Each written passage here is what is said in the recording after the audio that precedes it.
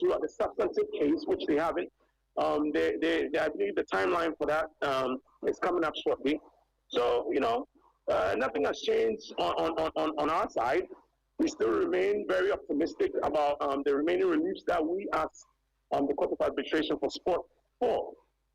Okay. So that's essentially our take on what came out yesterday. Okay. I think it's very unfortunate that, I don't know who exactly did it, but they put it. Someone put it on in the media that the case has been dismissed. We shouldn't do that. We should all embrace the pursuit of the facts and applicable law, and make sure that we all contribute to improving the governance structure of Ghana football. Because when Ghana football thrives, we all enjoy it.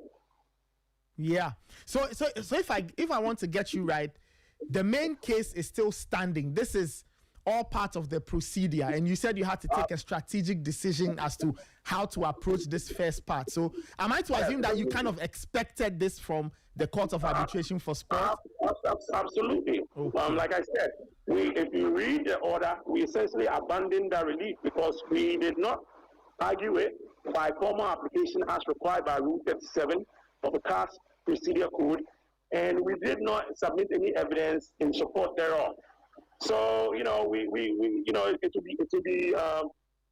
would be foolhardy of us to expect any other outcome. We expected this. Okay, just for the purposes of context. And to point out, in 2015, when I represented Youth against the GFA, this was the very same outcome in terms of the interim measures that were requested, but we ended up prevailing on the merits. Okay, so just for context, can you just highlight which relief you were seeking and which one? Okay, so which relief you were seeking that the court didn't grant? I just want to get a deeper understanding of it. We asked for the decision to be stayed pending the appeal. Okay. Because we envisaged a very long drawn-out process, and based on some of the other relief that we requested, we expect another Congress under instruction of the Court of Arbitration for Sport. And so we felt, okay, maybe we need to put a pause on some on the enforcement of these changes. But that's neither here or there, because our position is that the statute really doesn't apply. So, in the end, we found it a moot point to pursue. Okay, all right. I think I get the picture quite clearly now. Okay, so now that this is out of the way, what is the next step you are going to take, or what should be the next step, or what should people expect to hear going forward? Well, we have made a few requests, just like we initially asked for that the relief for interim measures. Those requests will be ruled on by order. I believe after the case has been transferred. It is worthy to note that this decision was not even made by the actual trier of fact. This decision was made at the CAS office. They determined this issue of preliminary measures. So we are waiting for the GFA to essentially respond to some of our requests. And then, I don't know, they also need to file their response, which I believe is contingent on whether or not we prevail on some of the requests that we have filed and is before the Court of Arbitration for Sport. That goes to the authority of the GFA to do certain things in this case. So we will wait for a decision on that, and also wait for the GFA's formal response to the appeal brief, and then what other orders that the arbitrator makes in terms of whether we are going to do case management, because that's provided for in the rules. So basically we are still a long way from actually going through the merits. We asked for expedited procedure to expedite these issues. The GFA opposed it. So that's, I expect a long drawn-out process. Okay, so Mr. Adeka, I understand, but I'm going to ask you one last time for the avoidance of doubt, for somebody who still believes the narrative that the case has been thrown out. So I'm going to ask, has the case been thrown out or not? The case has not been thrown out. It is absurd for anyone to make that assertion, because this order that has been misconstrued, used as propaganda, fodder for propaganda, is funny, because a day prior to us receiving this order from the Court of Arbitration for Sport, we received the cost bill for the actual arbitration. And so that should tell you that, and if you add that to the fact that I stated previously that the GFA has not even formally responded, then you begin to see the absurdity of the propaganda that was done yesterday. And we believe right-thinking Ghanaians, the reasonable-minded Ghanaians, will see through that propaganda. I don't know what purpose that serves. It is counterproductive. Okay. I think that's quite clear. Mr. Adeka, thank you so much for your time, and wish you the very best as you proceed with the matter. And I'm sure we'll speak again soon if there are any updates. Thank you once more for the platform. All right. Thank you so much. That was Mr. Evan Selassie Adeka, private legal practitioner representing King Faisal FC in this matter, and he has stated clearly that the ruling from the Court of Arbitration for Sport is not the ruling on the full case. So they've done two things. One, they filed a full case, but whilst the full case has to be determined, they wanted a stay of execution of the decisions taken at the Congress. Number one was the extension of the the term limit of the office of the GFA president. Now, the Court of Arbitration for Sport has kicked that out. It's saying that it cannot grant you that stay of execution. So in the interim, those provisions or those amendments will stand. And then they look at the fuller case. So that is where we are. Ray, I think that is quite clear. Yeah, that is very simple for everybody to understand. So I think that lawyer has explained everything, and that should put the confusion to sleep. Anybody who is struggling to understand what has happened would exercise some restraint, and then just wait for the full determination of the matter before CAS. I think that whatever is in it, by the time we get to the conclusion of this possibly protracted trial, we'll see where the chips would fall. But it's good for the education is good, because after the statement was thrown out, not too many people understood exactly what was going on. And once the narrative out there was that the case was thrown out, everybody took it hook, line, and sinker that, well, it was another bad case put together by King Faisal, but that is not actually the case. And I was asking you this morning, look, how many times do you hear CAS granting stay of execution when it comes to matters like this? I mean, they stress on irreparable damage, right? Now, when you look at matters involving players, CAS is quick to grant such stays. In the case of tennis players, in the case of footballers, because the tendency or the consequences of having such decisions pending or restricting a player from taking part in sport or anything could cause irreparable damage to the player in future. And the career on the career of the player. So as much as possible, players are the only people, most of the time, who seem to benefit from such states of execution at CAS. And that's why the lawyer said, well, strategically decided not to apply for it. Okay, so it was part of the general release, but they did not put in an application to apply for a stay of execution. But the FA decided to respond to it, challenging the stay of execution. That is one victory for them, as they may want to put it. But there's a bigger picture. We'll see how things go. If the GFA have done everything right, I think that the Court of Arbitration for Sport would give them the all clear to do whatever it is they are doing. If there are issues, I'm sure King Faisal would also definitely have their day in terms of celebrating or getting excited over whatever outcome. So I would give it some time. Would give it some time and see how it develops. Well, quite interesting stuff coming from the legal side of things. So, listeners, I think it's quite clear, right? I think it's quite clear what has happened now. The full case has not been determined, right? King Faisal sought a stay of execution of the things decided on at Congress, but the Court of Arbitration for Sport said no. And according to Mr. Selassie Adeka, this was expected because they even, Ray, I think you have to repeat that. They decided not to, what, was it file? Yeah, file an appeal. Okay. On they decided not to file an appeal for the stay of execution. Okay. They decided not to. So if you say file an appeal, does it mean that they had earlier filed something? So as part of the larger case they filed, yes, the abridgment of time for stay of execution was part of it. Yes. But they did not put in an application to push for that. Okay. Strategically, yes, they decided not to. So they put together a case. Yes. Part of that case was for the stay of execution. Then, as they went along, they decided that not to push that part. So, but the FA picked on the stay of execution and went to argue their case there. Okay. So CAS granted that. Okay. That. So which means that part, so from what you're saying, that part did not get to CAS, did it? No, it did. Okay.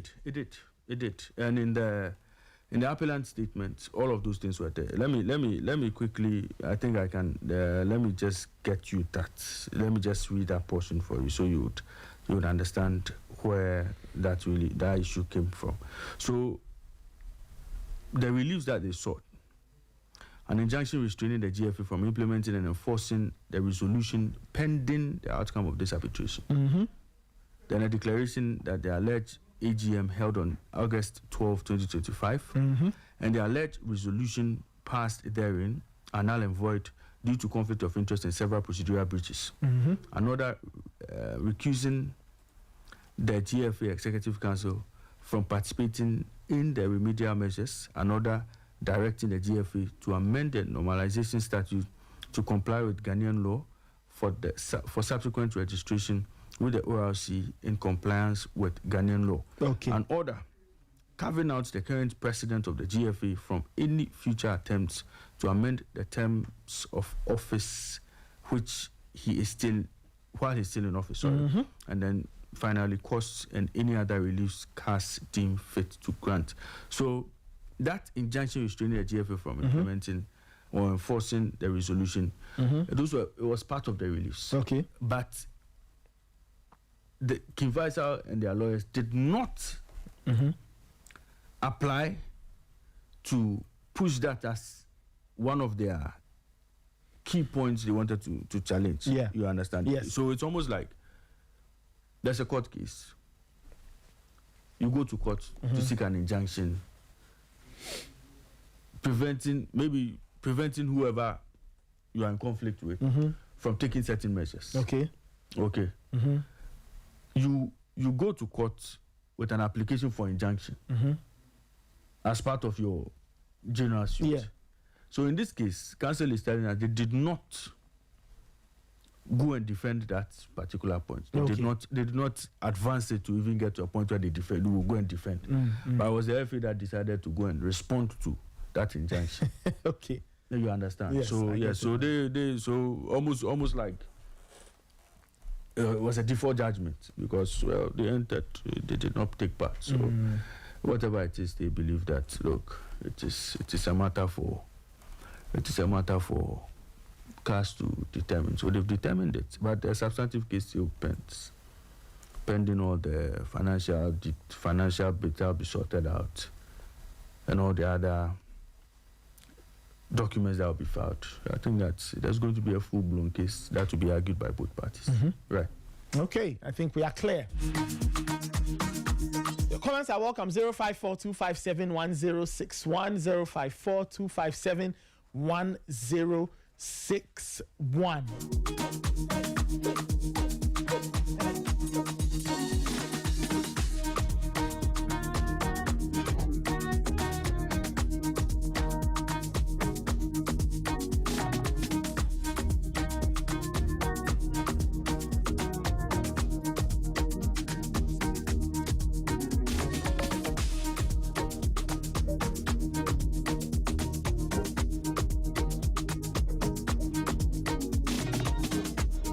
This is still the Sporty Breakfast. Your comments are welcome on 054-257-1061, 054-257-1061. We'll talk about the Champions League, but before we do the in-studio discussion, give me a call. I want you to give me a call. 054-257-1061, 1061. All of us watched the Champions League last night and 2 days ago. So I want you to call and let me know what you made of the Champions League over the last 2 days or any other thing you want to talk about. 030-279-4805. That's the other line, and you can call us on that. Let me take this call. Hello. Hello, good morning. Yes, good morning. Yeah, my name is Hamza. Yes. Yeah, I want to comment on Fedua Black and what's the name of the bank again? ADB. ADB. Yes. Yeah, I heard Mr. Raymond saying that ADB is a government institution, so maybe if there's a problem. Uh-huh. I think it's a legal entity and it's a limited liability company. Right, it has its own identity and it can choose to go into any business with whichever organization they want to be with. Okay. So that's what I think. Okay. Yeah. All right. Thank you for this call. 054-257-1061. 054-257-1061. This is the Sporty Breakfast. Give me a call. I don't know what's on your mind, right? You can call and share anything on your mind. After the calls, we'll get into the Champions League conversations. Really, really interesting results over the last 2 days. Let me take this caller. Hello. Hello, good morning. Yes, good morning. How are you doing? I'm fine. Okay, this is Gamel. Gamel, how are you? I'm fine, thank you. It's Yes. been a while. That's me trying to get the line. Oh, apologies. At least today you are through. Gamel, please go ahead. Yeah. Shout out to Ray. I see now Ray has seen how do you call it? He has seen over new leaf. few months ago he was on our neck, but I'm seeing now he has seen where real soccer is being played. I'm sure when we give him some few time, he'll start changing from the other red to the new red. Okay, no problem. When Arsenal plays, we don't ask who scores. We ask how many goals. And then they ask, did they keep a clean sheet again? You realize yesterday everybody played go. Really?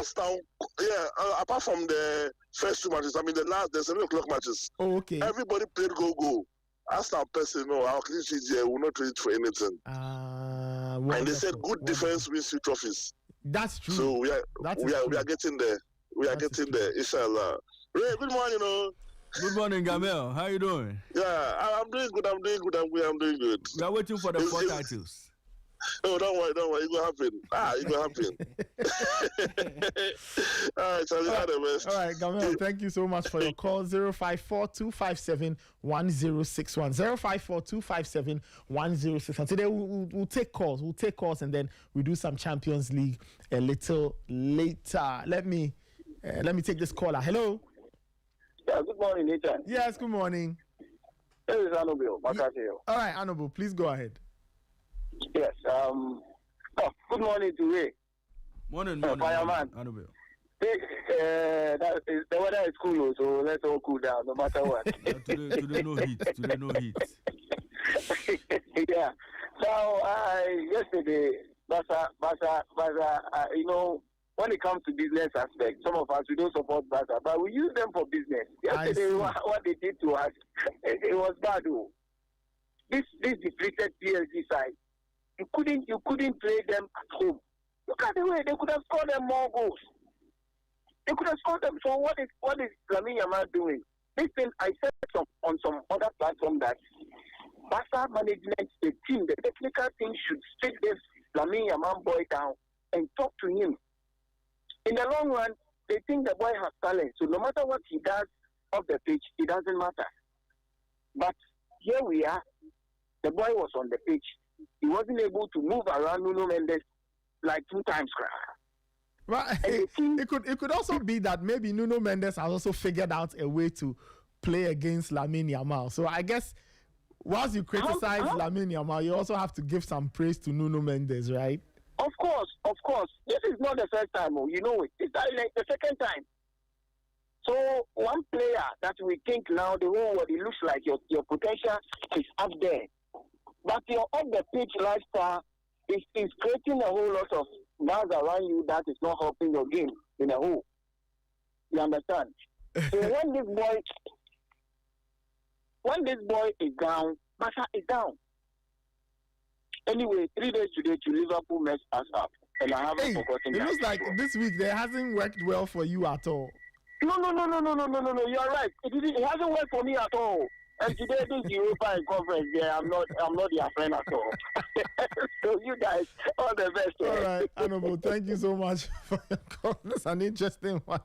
054 Ray 054 257 1061. Since we talked about Sweden All Blacks, maybe I should just read the story.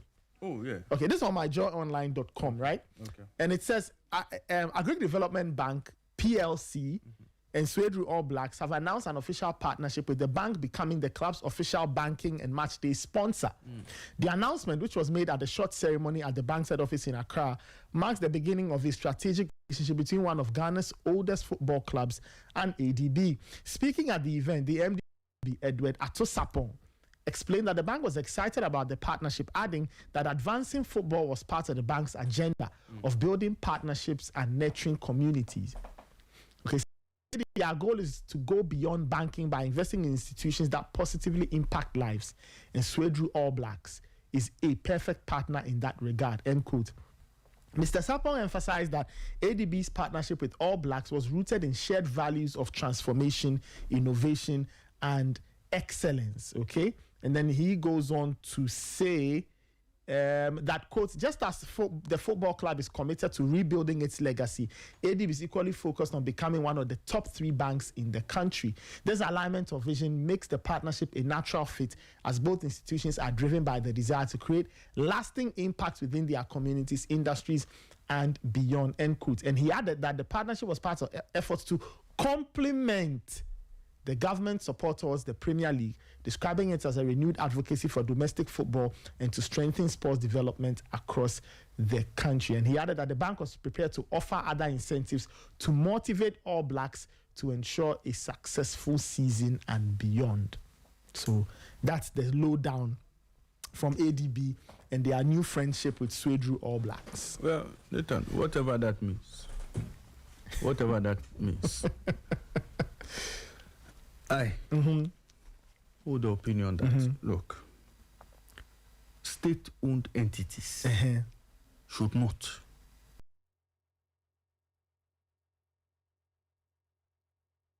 all the issues that happen when they try to poke their nose in matters like this. So are you saying that they shouldn't sponsor Ghana Premier League clubs or build partnerships with Ghana Premier League clubs? The partnership can be in a way that, well, maybe they're the official bankers of Sweden All Blacks. Maybe. I suspect that's what they are. But if they have to dole out funds to support the club or to sponsor the club in any way, some of us have reservations. Okay. We don't know the details of... Yeah, that's why, you see, when they are coming at partnerships like this, they must be clear. But it's what is really banking, official banking and match day. That is why I'm saying that, look, if they are going to invest in a football club, who would ask questions? And I'm saying that we know how these things happen. We know how, if you know what brought NIB to its knees, you understand why some of us are not in support of some of these things. Taking all kinds of gambles. And even most recently, as part of a company's desire to partner or to support certain groups of people or organizations, we've seen some of the figures that have come out with regards to NLA's own branding and marketing issues. How monies went out. That's what I'm saying. That, look, if you want to properly monitor the outlays, you do not encourage state-owned entities to engage in some of these things, because it's an open end. Okay. Open end. And we'll give you all sorts of reasons why we have to enter the partnership. That's why we are saying that we, as catalysts for early warning signals, we do not want some of these things to be happening. Otherwise, Nathan, tomorrow you get up, Snake will tell you they are sponsoring Kotoko. The next day, ECG will say they are sponsoring House of Folk. The next day, you understand, go and ask ECG. When they decided to invest in Power FC, what happened? You see, football is a very delicate sport. You may or may not get your returns early. Most of the time, it's sunk cost. When do you now come and tell us that ECG invested X amount of money in Power FC and recovered this or recouped this or profited in this manner? You understand? That's why I'm saying that. Look, if I'm ADB, I'm possibly looking at Ghana Athletics. What do I have to do there? I'll go there. I'm looking at Ghana Tech. So that one is not infrastructure. That is not sunk infrastructure-wise. Can go and contribute. That's fair. I mean, I agree with you on that score too. Just like how we've seen it done all over the world. Yes. So there's a Bank of America arena somewhere. People go there. They maintain the place. There are procedures that come to them. You understand? So ADB can go and adopt Boteman. Right? You see, all of those things are options. So that there's value for money in the conversation.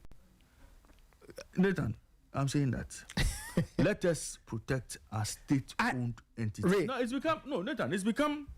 it's become a thing. I understand you. It's become a cash cow. Everybody has a problem. Oh, let's go to Ghana Gas. Let's go to GMPC. Let's go here. Let's go here. No problem. When it gets to the point of accountability, you hear all sorts of sums. And you are, so, wow, all these went out.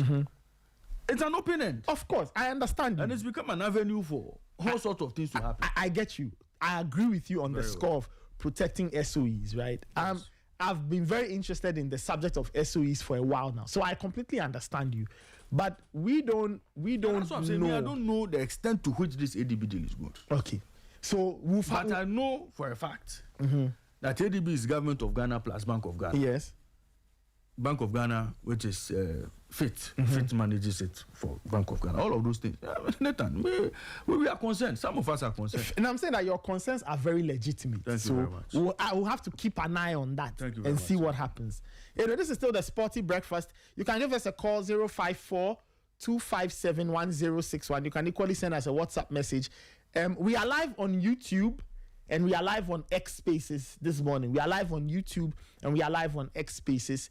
It looks like we are having a few hiccups there, but we are live on X Spaces and we are live on YouTube. So you can go to YouTube and listen and watch and listen to us on X Spaces. We are still taking calls. Let me take this caller. Hello. Hello, good morning, big bro. Yes, good morning. Everything cool? Yes, everything cool. You see the the score got it for us. Chairman, you haven't told us your name and where you are calling from. Yeah, my name is El Morodio from Mambobi. All right, please go ahead. But you see, with this partnership that we are talking about, in fact, if our Ghanaian teams, our domestic teams are going to rely on this partnership, then they'll go cost 90. Why? Because when I was in Takwa, because when you go face cam and then it's scrolling the Java, you know what's going on.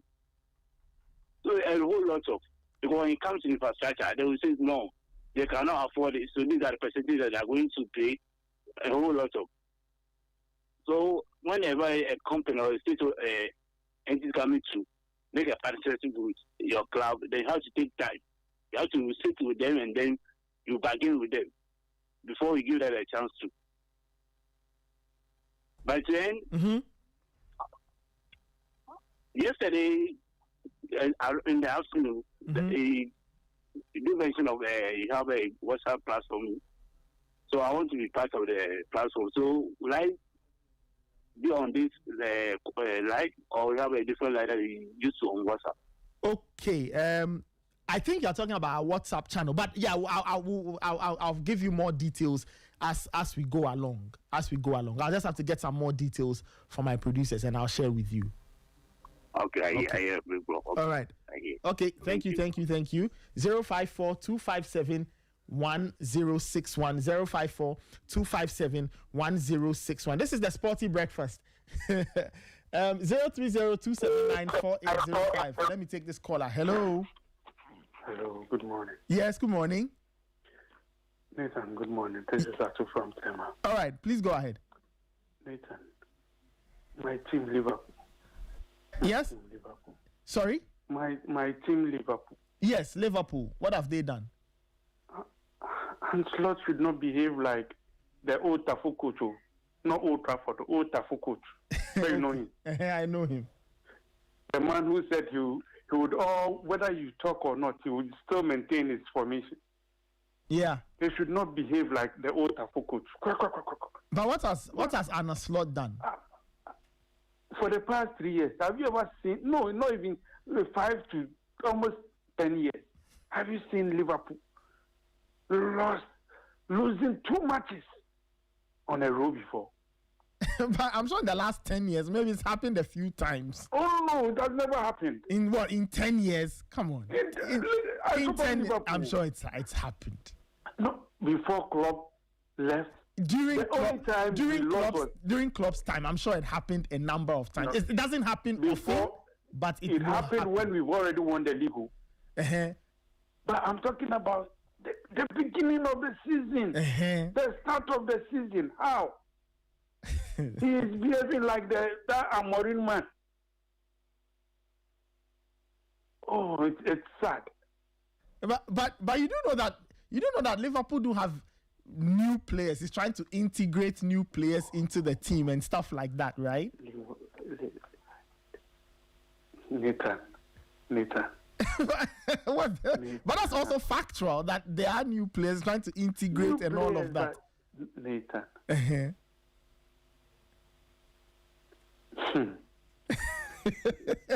Okay, fine. So you are not happy with the fact that Liverpool have lost 2 straight games? No, this Sunday. This Sunday is Liverpool-Chelsea, right? Yes. Yes, it's Liverpool-Chelsea this Sunday. At Stamford Bridge, isn't it? Yes, I think it's an away game for Liverpool. I'll have to double check, though. But I think it's an away game.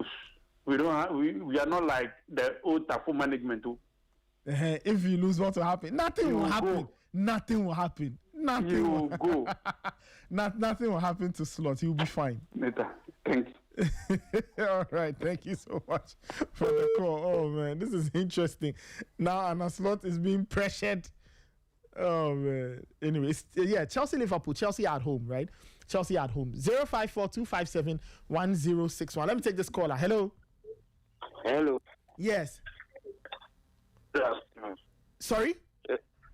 Good morning. Yes, good morning. What's your name and where are you calling from? It's Stago calling from Ashara. All right, please go ahead. I want to talking about what you were saying earlier about the ADV issue. I think what Raymond said is very, very about the state-owned enterprises, rather not funding like the private institution, but like our sports edifices that are around. Because all of them are deteriorating. Okay. Even the Botima, what they build. I have heard that like it's not being used, and even I heard that this basketball team, Spinters Night, they are going to represent Ghana in BAL, a very big tournament, a very big basketball tournament. But their owner came to your radio station and last time and said that they want to charge them for 5,000 cedis to use the place. Yeah. For a day, and that's upset. Like, so I don't know why would APP go and invest in a private? Well, they can invest in those facilities like how the Bukom. I heard that the Bukom Arena is being run by a private by SNIT. That's what I've heard. Yeah. So SNIT. Yes, it's a SNIT thing, but it's been there's a it's SNIT thing. So SNIT built it.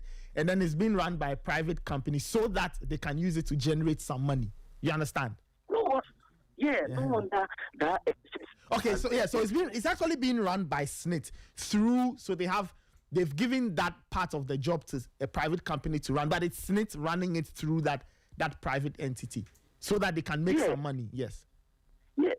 Yeah, so even imagine all the SNIT own hotels around. You see that they've been there for a while and they're still running, that's going on.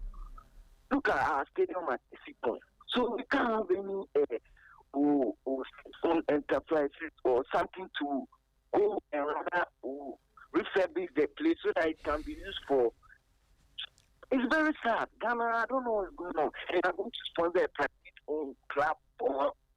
But as I said, we don't really know what's inside the whole level, so we can't say. But I pray that if they are listening, our leaders are listening, what Raymond said is very, very, very accurate. We should try and do that. And second to I'm an Arsenal fan, so I want to big up all the Ghanaians around. Yeah.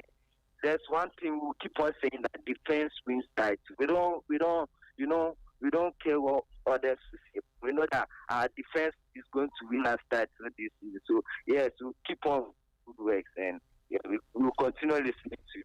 All right. Thank you so much. 054-257-1061. This is the Sporty Breakfast. 054-257-1061. Give me a call if you watched the Champions League last night or in the last 2 days. What do you make of the Champions League and all of that? And all other running stories. If there's a running story that interests you, please give us a call. Would love to hear your thoughts on that. This is the Sporty Breakfast.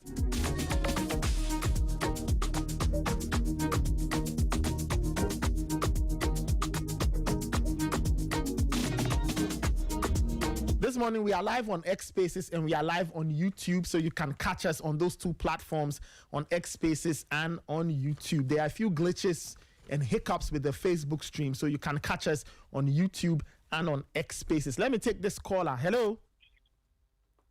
Oh, Nathan. Yes. Good morning. Good morning. And your friend. Yes. What's your name and where are you calling from? Sorry, I'm Charles. I'm calling from Dansuma. All right, please go ahead. I'm in high spirits this morning. Okay. Yesterday, PSG did my team for me. They beat the big talkers. They beat them very, very well. Fake PSG. Fake PSG. They beat them. So you see, this morning they are not calling you. You don't hear their voices. Anyway, I'm so happy this morning. So I'm listening to you with a lot of joy. I see. So you are happy PSG beat Barcelona? I'm not a supporter of PSG, but I'm so happy. I'm a Chelsea guy. Chelsea guy, but I'm so happy. The people we beat, they have beaten Barcelona. The people we beat, the Club World Cup, they have beaten Barcelona. So you see the arrangement. Everything is very, very fine. I see. Please let your technical guys work on that feedback we are getting. Okay. It's disturbing our ears for the past 3 days. Okay. On which platform? Yes, I listen to you on radio. On radio. Okay. So the feedback is on radio. Yes. Okay, all right. Thank you. I will inform the technical team so they work on that. Okay. All right. Thank you very much. Thank you. This is the Sporty Breakfast. All right, let me give you these two quick announcements, but the calls can still come through. 054-257 1061 054-257-1061. That's the same number for the WhatsApp message. You can also call the other number 030-279-4805. Let me take another caller. Hello. Yeah, hello. Yes. Yeah, good morning. Yes, good morning. What's your name and where are you calling from? Yeah, I'm Mickey from Bukit. All right, please go ahead. The people who are talking about Barca too much this morning are the Chelsea and the Madrid people. Chelsea, I'm assuring them that Nottingham Forest will do my work for me. Sorry, you'll do what? They will do my job for me easily. Who will do that? Who will do the job? Just Nottingham Forest in the Premier League. I'm giving them to Nottingham Forest. They will work on them for me further. Oh, okay. And the Madrid people, they should remember the 5-2 is still waiting. They're still in waiting. So they should think about their own club and leave Yami Yama alone. Okay. PSG beating Barcelona 2-1. This is not a news. This is not a news. I see. It's not a news at all. Because when you look at the performance of PSG this very season, I think they deserve to win this particular match. I see. That doesn't mean Barca is doing too much work. Though there are some flaws in yesterday's match. I think they need to work on it. But that doesn't give them opportunity to be lambasting on us. Do you know? I always find, when people say this, do you know if the result had gone the other way? I'm sure you would have been, or if assuming Real Madrid lost, I'm sure you would have had a few things to tell them, right? They say we talk too much, but who talks more than Chelsea fans and Madrid? After that one, nobody has measured, so nobody knows. But no. There's a measure. There's a measure. Who has measured it? So, of course, this one there, I don't have to talk. No, I'm just saying, you said there's a measure, so who has measured it? Because everybody claims that the other team's fans talk too much. So you talk to my brother who just called her. You should mellow down and watch us. We are coming. Council Freak is not sleeping on the job. Okay. Okay, no problem. And I agree with the last caller about the feedback on radio. Yeah. It's very, very disturbing. So you guys should check it out. Okay, no problem. I'll talk to the technical team. I'm sure they'll thanks for a good job. All right. They'll handle it for us. Sorry? You're enjoying your show. Okay, all right. You're enjoying your show. Okay, thank you. Thank you so much for listening. We don't take that for granted. Thank you so much. This is still the Sporty Breakfast. Now, the Corporate Tennis League will start tomorrow. It will run till the 11th of October 2025.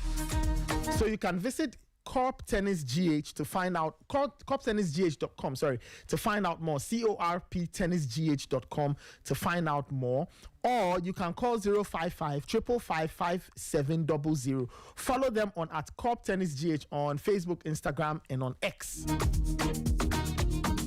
All right, let me take this caller. Hello.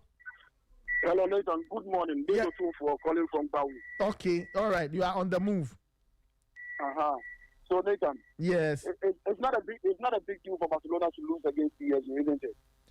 Well, I don't know whether it is or it isn't a big deal. No, Nathan, they lost to a good side. They lost to the defending champions for crying out loud. Okay, let me ask you a question. When this PSG team, without Kvaratskhelia and Dembele, did you think they could get a result at Barcelona? Let's be honest.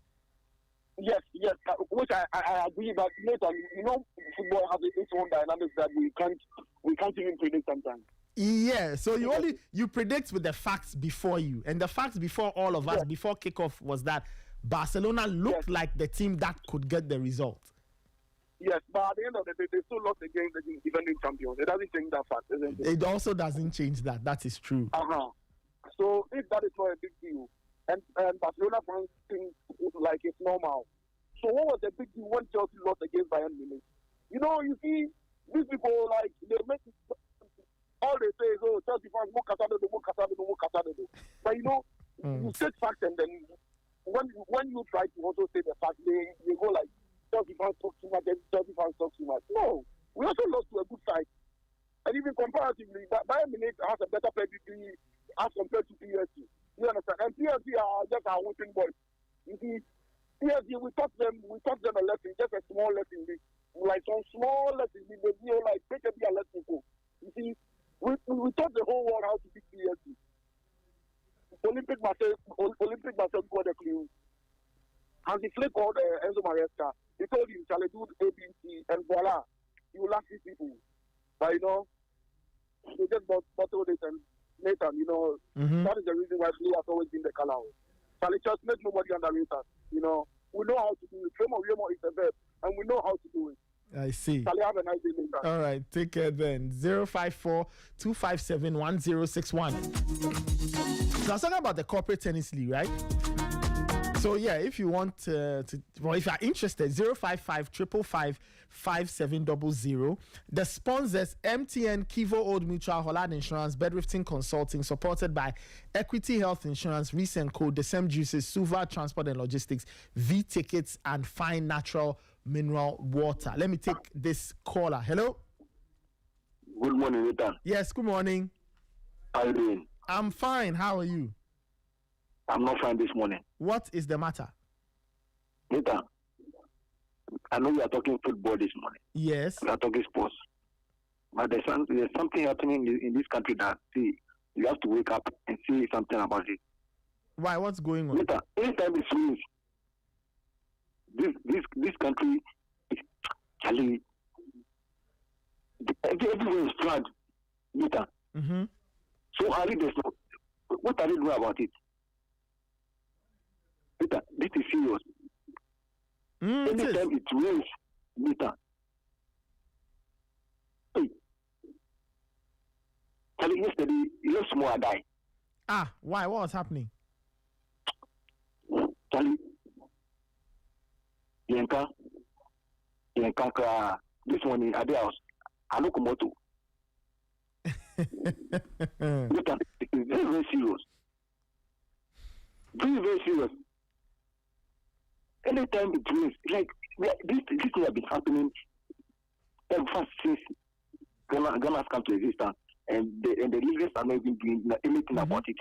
So when they see the videos, like, is it that it makes them happy? Oh, our country is full of water, or what? Later. Mm-hmm.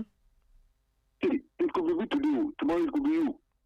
That's. I mean, I completely understand. I completely understand how you feel this morning. Listen, we're here and people died. Like people died. So we haven't learned anything from it. Clearly not. Hey. So which kind of country is this? Football, hey.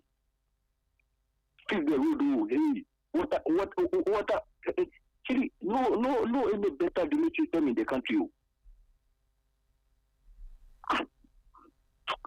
Charlie, have a good morning. All right, Emmanuel.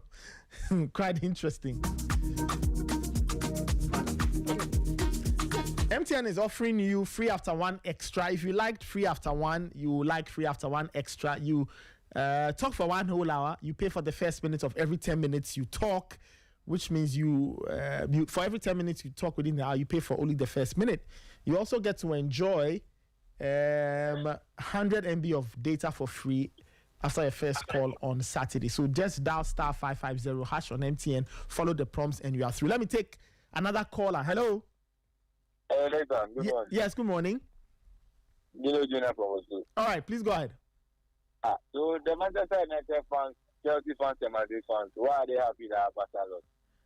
And that I cannot explain, unfortunately. It's funny. With me, the Manchester United fans are even more funny because they are watching us on TV. And we didn't play against this Brentford and this unnecessary small teams. We played against a quality side. And we lost 2-1. Okay. So it's normal because they are not out of the Champions League. So what is this Ulabalu about?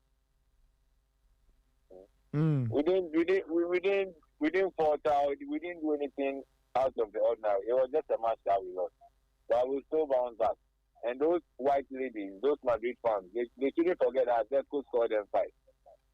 And we're also coming for them. We have 3-6 points from them this season. Okay. So they should be on standby. Okay. We did for them. And the Man U fans, thanks for giving us trash.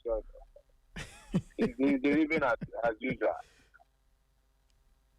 Thank you very much. All right. Thank you so much for the call.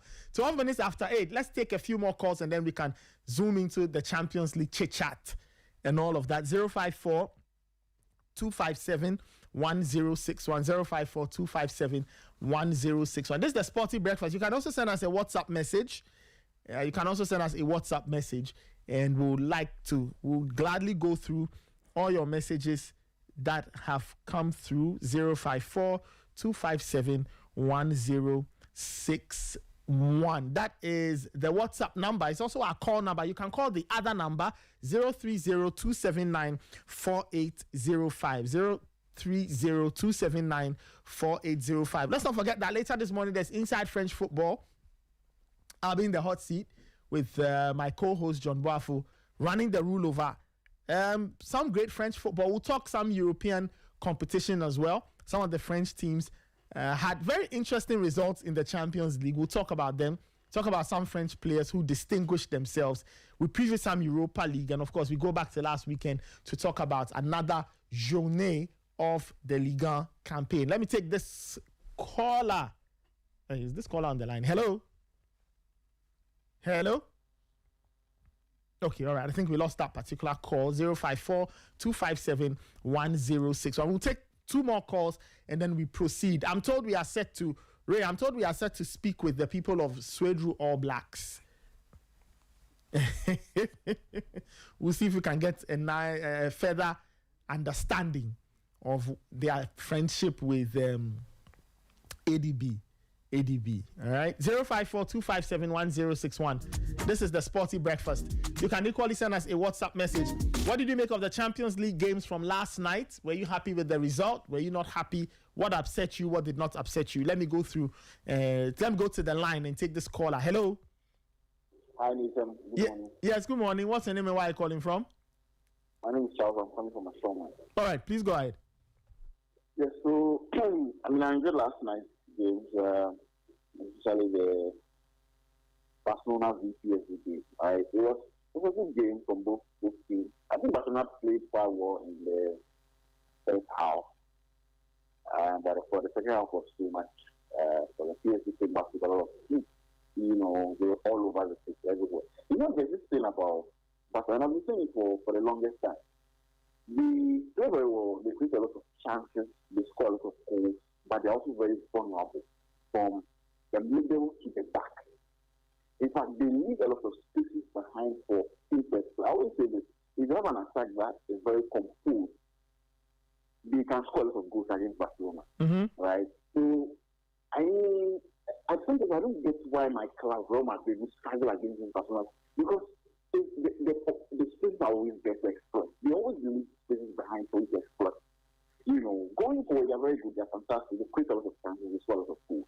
But then they have issues, basically. Because if you have a team, or if you have a coach who can tell the forward players that, look, be calm in front of, I realize that when teams get, the chances against Barcelona, they are not calm. They tend to rush things, and then of course you have their goalkeeper saving a lot of shots, or the strikers missing, keepers to score. So it was a great game overall. I think PSG showed, like the senior said after the game, or I think it was Ramos rather, they showed that they are the champions in Europe. They have a fantastic coach. Overall, it was a good game. Another one of good Champions League games. And we can't wait for the Champions League to get back after the international break. Thank you very much. Enjoy the morning. All right. Thank you. All right, 8:17. Okay, we'll put a pause on the calls for now. And then we can do some Champions League chit-chat.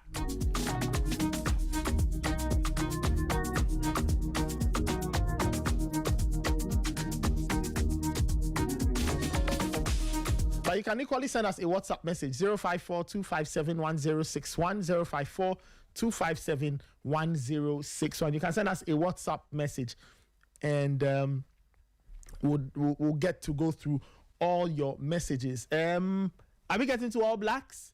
Okay, I'm sure we'll get to All Blacks in a bit. We'll get to All Blacks in a bit to get an understanding of this partnership with ADB. We have Nathaniel Obing, and Nathaniel Obing is brands and comms manager of Swedru All Blacks. He's joining us just so we can get an understanding of this newfound friendship between ADB and Swedru All Blacks. Nathaniel, good morning. Thank you so much for joining us. Welcome to the Sporty Breakfast on Sporty FM. Thanks for having me, Nathan. Yes. Thank you so much for joining us. So earlier I was reading this story, giving some detail of this new partnership between Swedru All Blacks and ADB. Can you just give us details of how it came together and what the two entities stand to benefit from this partnership, or this friendship, as I choose to call it? Okay, so thank you. Last season, we decided to embark on a new project for the club, rebuilding our legacy and repositioning the club to become an enviable venture, not only for people within and around Swedru, but beyond the boundaries of Swedru as well. So qualifying back into the Ghana Premier League was part of the process. Then after seeking qualification, we decided to, or during the time we realized we were able to qualify, we decided to work on the next phase of the club. Talking to ADB, or we bringing the ADB on board as a banking and match day partner. We had a lot of discussions behind the scenes, and they also realized that we are a club that they can also partner with. They are also looking at one positioning themselves in the financial sector. In a couple of years' time, they are looking at becoming one of the top 3 in Ghana, and we also share the same vision. In the next couple of years, we're a traditional club, and that kind of pride, and also the quest to also conquer Ghana and Africa is also there. So we put a lot of things on the table before them, and they also realize we are on the right track. They want to be part of the process of rebuilding our legacy. And last few days, we decided to put it into the public domain by announcing the kind of partnership we are going to have. That's they being our banking and match day partner. When you talk about the match day partner, more like Division 1, whereby we hire people to collate our gate proceeds. This time around, we've entrusted that particular services into the hands of ADB. And anything banking of the club, they are also in charge of that. There are other tailored incentives designed for the club as well. And should, in case, or if we are able to position ourselves on the league log, and eventually, if you are to win any laurels within the season, there's a special package for the team as well. Okay, that's quite interesting. The other bit I wanted to find out, and as I went through the story, and I think you even mentioned, the banking part is clear. What about the match day? They are the partners. They say match day sponsor. What exactly does that mean, and what will ADB be supporting Swedru All Blacks to do in that context? Okay, so the match day partner, previously we used to have an expenditure or budget for match day activities, from the gates, PA systems, here and there. So we decided that we selling one. We've been able to sell our shirt sponsor option. We need to look at the gates, then the match day activities that we do. So realize that ADB has the capacity to handle those things, especially hiring of the services of people to collect the gate proceeds at the various gates at the stadium. They came with a good proposal with modernized way of selling the ticket and also collecting the proceeds. Our first game against Breakthrough Chelsea, they were here, they were in charge. The lapses were not many compared to previously, whereby the club itself hired the service of people to do that. We realized that it's a better option, and they are giving us that benefit that we needed. So the match day partner, they are taking care of the gates and other expenditure of the club during match days. Okay.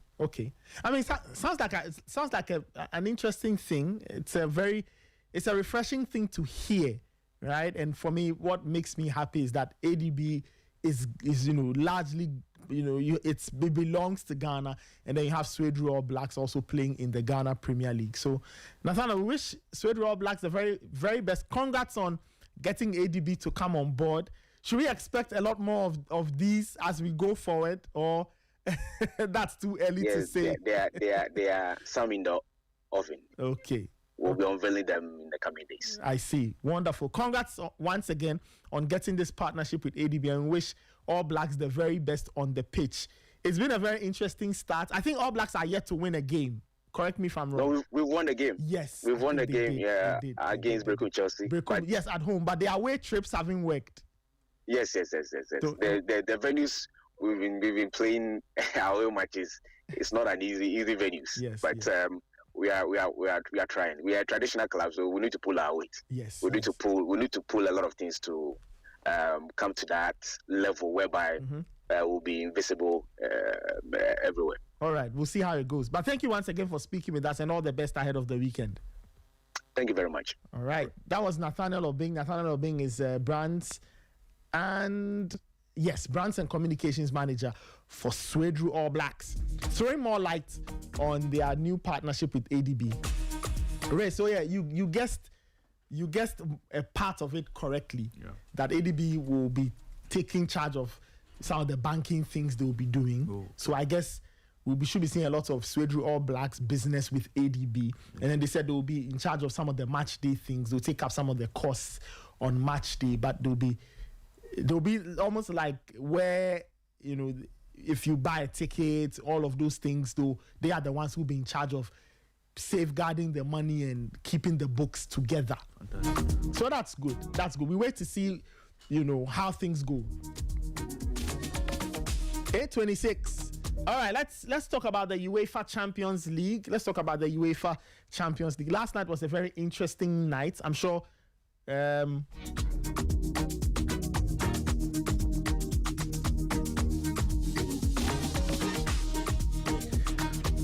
can join the discussion via WhatsApp. You can send in your comments 054-257-1061, 054-257-1061. You can also join us live on YouTube and on X Spaces. There are a few issues with the Facebook stream, so you can watch us on YouTube and you can listen to us on X Spaces, right? So you enjoy the Sporty breakfast.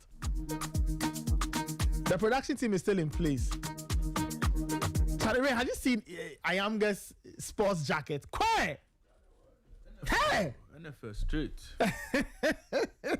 This one is NCCA. Yeah. Ayamga, how long has this jacket been in your things? I tell you, Ghana people, once the temperature drop, boys will be unleashing all kinds of sweaters, jackets, hoodies.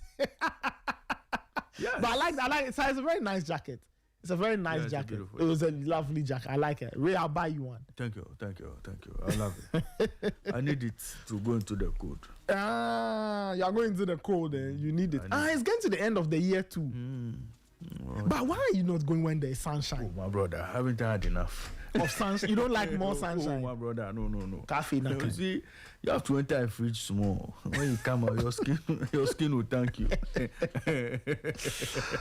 I see. What's the work of a freezer? To keep things chill. Or a refrigerator? Yeah, to keep things chill and fresh, yes. Yeah. So why do you want to put me in the oven? You want to stay fresh. Fresh. Hey, Charlie, by the time you come back there, no lie. Your skin will thank you. Hey.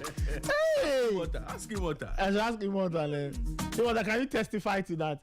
When you come back from the cold, you are feeling fresh. After 2 weeks, I clear. Alrighty. Okay, so the good news is that the Facebook stream is now working. So you can catch us on Sporty FM, at Sporty FM on Facebook. All the other channels are also active as well, X and Instagram, and then you can also catch us on Facebook. All right, let's go through the scores from the Champions League from last night. Karabakh 2, FC Copenhagen 0. And Ray, earlier we read the story about a Ghanaian player at Karabakh, right? Yes. Emmanuel Adai. That's correct. Emmanuel Adai. It's a big boy. Yeah. He's been playing quite regularly, right? He got 21 minutes against Copenhagen, got 66 minutes in the league, the Azerbaijani league, against a team called Gabala. Yes. Yeah, and then he played 90 minutes when Karabakh beat Araz by 5-0. Fantastic. And then played 25 minutes when Karabakh beat Benfica by 3-2. So he's been getting minutes here and there. But last night he came off the bench to score one of the 2 goals, and he's been giving a flash score rating of 8.8. Hey, I told you. Interesting. So Karabakh doing big things. Emmanuel Adai he came on in the 70th minute for a player called Kashchuk, Oleksiy Kashchuk. And he scored. And then he scored in the 83rd minute. Thank you. To help Karabakh win that game by 2-0. Otto Addo is listening. Otto Addo is listening to what? So you bring in Emmanuel Adai. Oh, Nathan.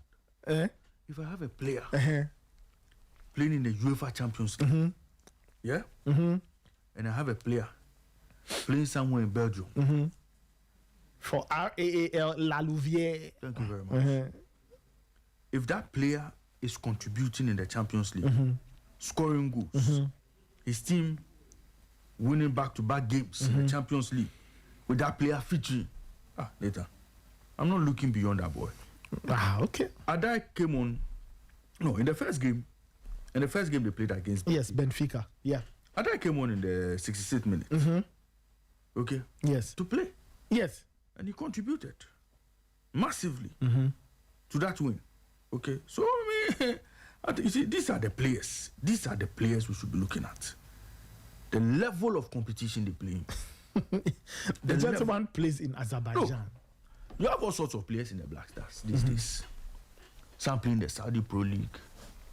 Who is playing the Saudi Pro? Oh, Bonsuba and things. You understand? We are not seeing them in some of the major competitions where you can say, "Oh, I've watched this boy play. It's fantastic." You know, the only time we saw Bonsuba was in the Unity Cup. As Ghanaians, watching him up close. Unity Cup. After that, despite the fact that the Saudi Pro League is on Sporty TV, how many times have you taken time off your busy schedule to go and watch Bonsuba on Sporty TV? I've watched him. The player. Okay, in terms of his ability to even bully defenders with his back to goal. Yeah. You see, the boy reminds me of DJ Drogba.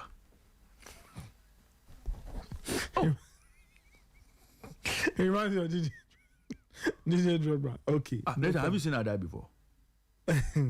Anyway. No, so that's what I'm saying. That look, some of these players. Yes. Some of these players. Yes. Look, Otto Addo must start looking at them. Yeah.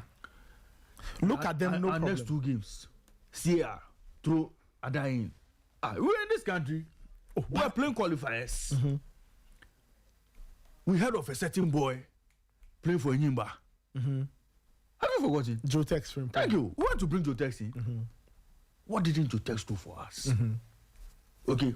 So these are players who are not household names, but you throw them in because of their performances elsewhere. They come in and they hit the ground running. Yeah. And his football basics is very good. It's right from Alcorcon in Spain. He has very good fundamentals. So I'll pick a player on any day. Yeah. Coming from Alcorcon over a player who's coming from Tots FC. Yeah. From Tots FC, Nathan, from Tots FC straight to where? Katsia, innit? Yeah. Then they load him to Lugo. Yeah, they load him to. So that route, I won't take. But I'll take Alcorcon straight to Karabakh. But Jerry, well, the point is that he's got potential. So just like Sibo. So you hope that it will pay off. Just like Sibo or Sibo. You understand? So that's what I'm saying now. Look, Adai is one for the future, and Adai will definitely be at the World Cup. Anyway, that's what you are saying. Anyway, but so Karabakh beat Copenhagen by 2-0. Now Karabakh at the first. Didn't your players play in the Champions League? Tottenham played against Bodo Klimt. Yeah. Was Kudus in action? Yeah, he was. Kudus played. So today, Ghanaians are excited that they are watching Kudus play Champions League. That is true. The same way we should be excited that Adai is playing Champions League and it's a Ghanaian. Ghanaians are excited. And he has the potential and the quality to lead the line for the Stars. Okay.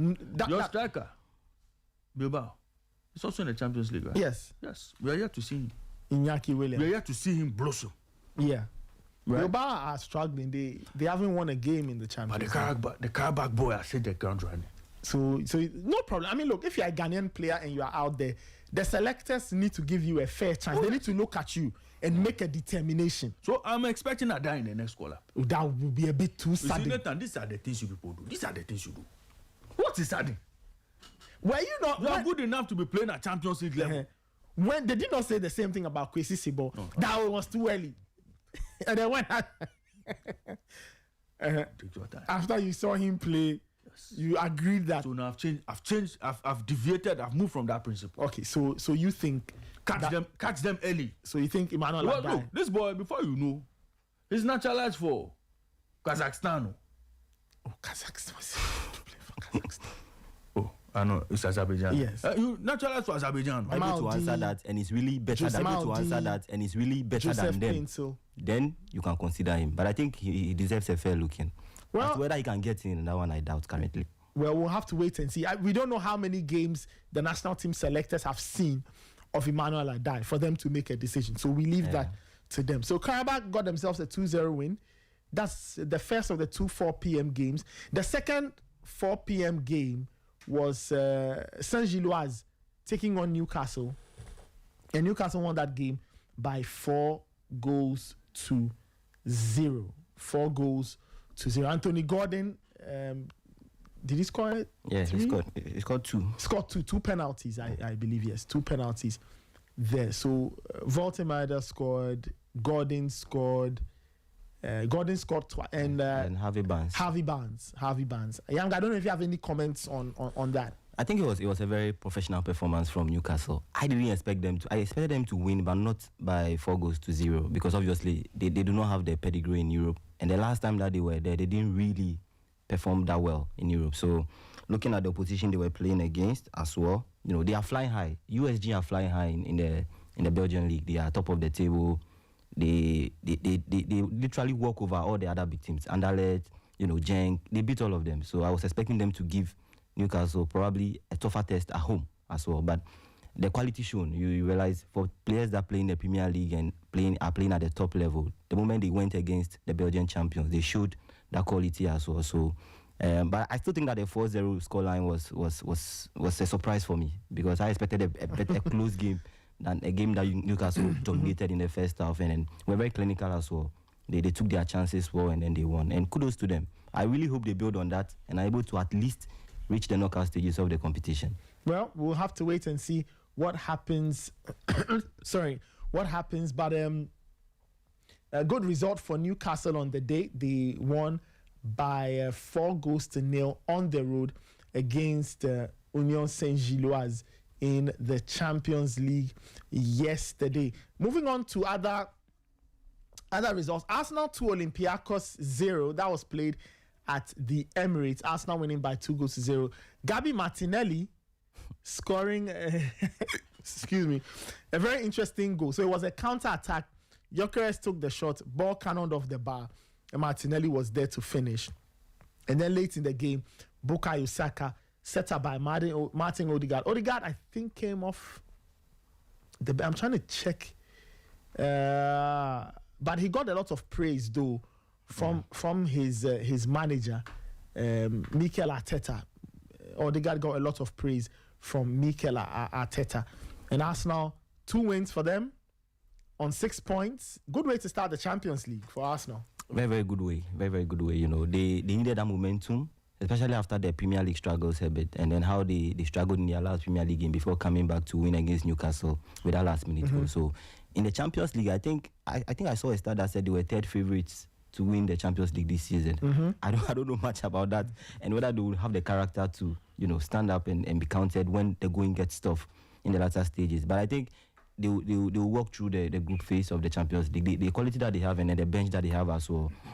Odegaard has not been starting matches in the Premier League, but this was a game where Arteta was able to rotate, play Odegaard and the other players who have not really had much game time. And you look at the first goal, I think for the first time I see a Martinelli who was not really selfish, because you look at the way they go when Eucharist played the ball and the goalkeeper parried it and the ball went to hit the post before he tapped in. He was watching the ball and was trying to guard it into the net, and then the ball hit the post, so he had to finish off and then score that goal. So I like the fact that he wanted to see his striker score to build his confidence as well, because he himself needs goals.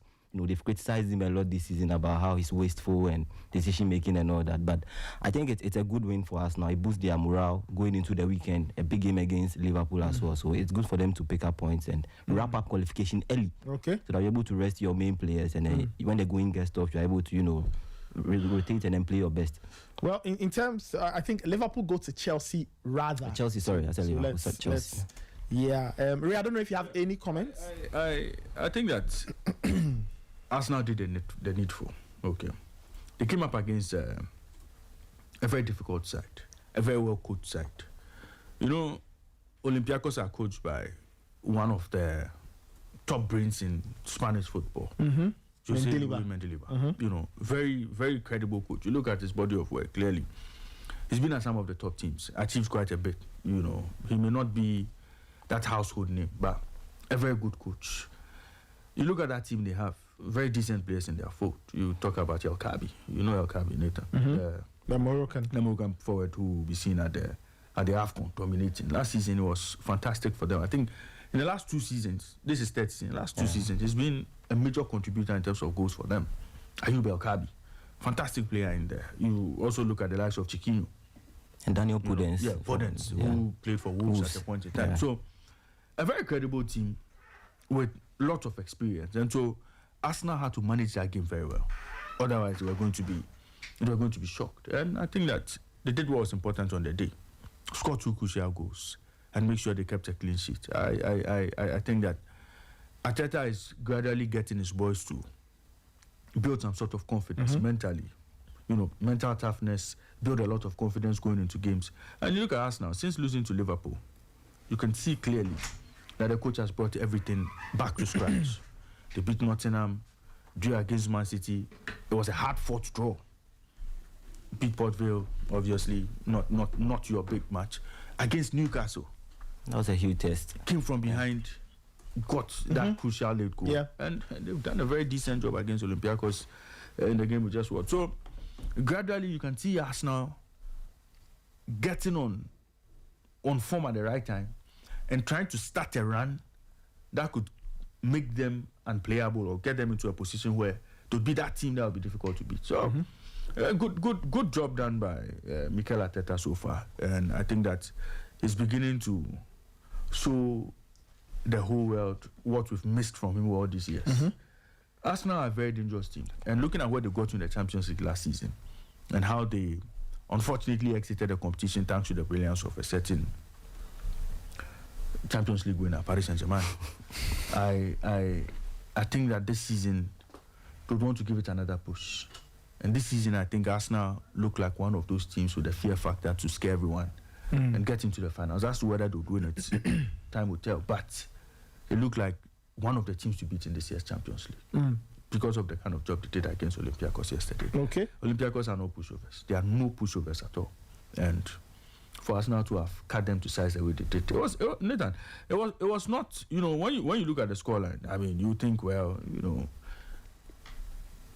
Olympiacos are an easy team, but they didn't come to play in England, And these are teams who pick their moments. On any day, Olympiacos can shock sides. So it was a good game from Arsenal, and I'm expecting to see more of these from Arsenal. I think their next fixture in the Premier League. Kevin, who do Arsenal play next in the Premier League? Arsenal. I think it's just one of. Yeah, so you Arsenal at home to West Ham. Yes. So on Saturday. You would want to see West Ham. Nuno's West Ham. Yeah, that is my problem. If it was any other coach with West Ham, yes, it wouldn't have been a problem for me. But Nuno he's still trying to figure out. He's still trying to figure out, but you could clearly see the signs of a good coach's work. That is why I am always saying that I don't buy the idea of saying the problem is the players. With the same West Ham team, some were saying some of the players were not playing, it's the fault of the players. But when a new manager came in, you could clearly see the signs. How he wants to play, his philosophy, the style you see at Nottingham Forest. Yeah. it was the same style, very evident with the West Ham team that played and settled for 1-0 draw against Everton. And let's not forget, on any day, looking at the performance of Everton and how David Moyes had been, making them gel right from last season when he took over. It should have been a difficult game.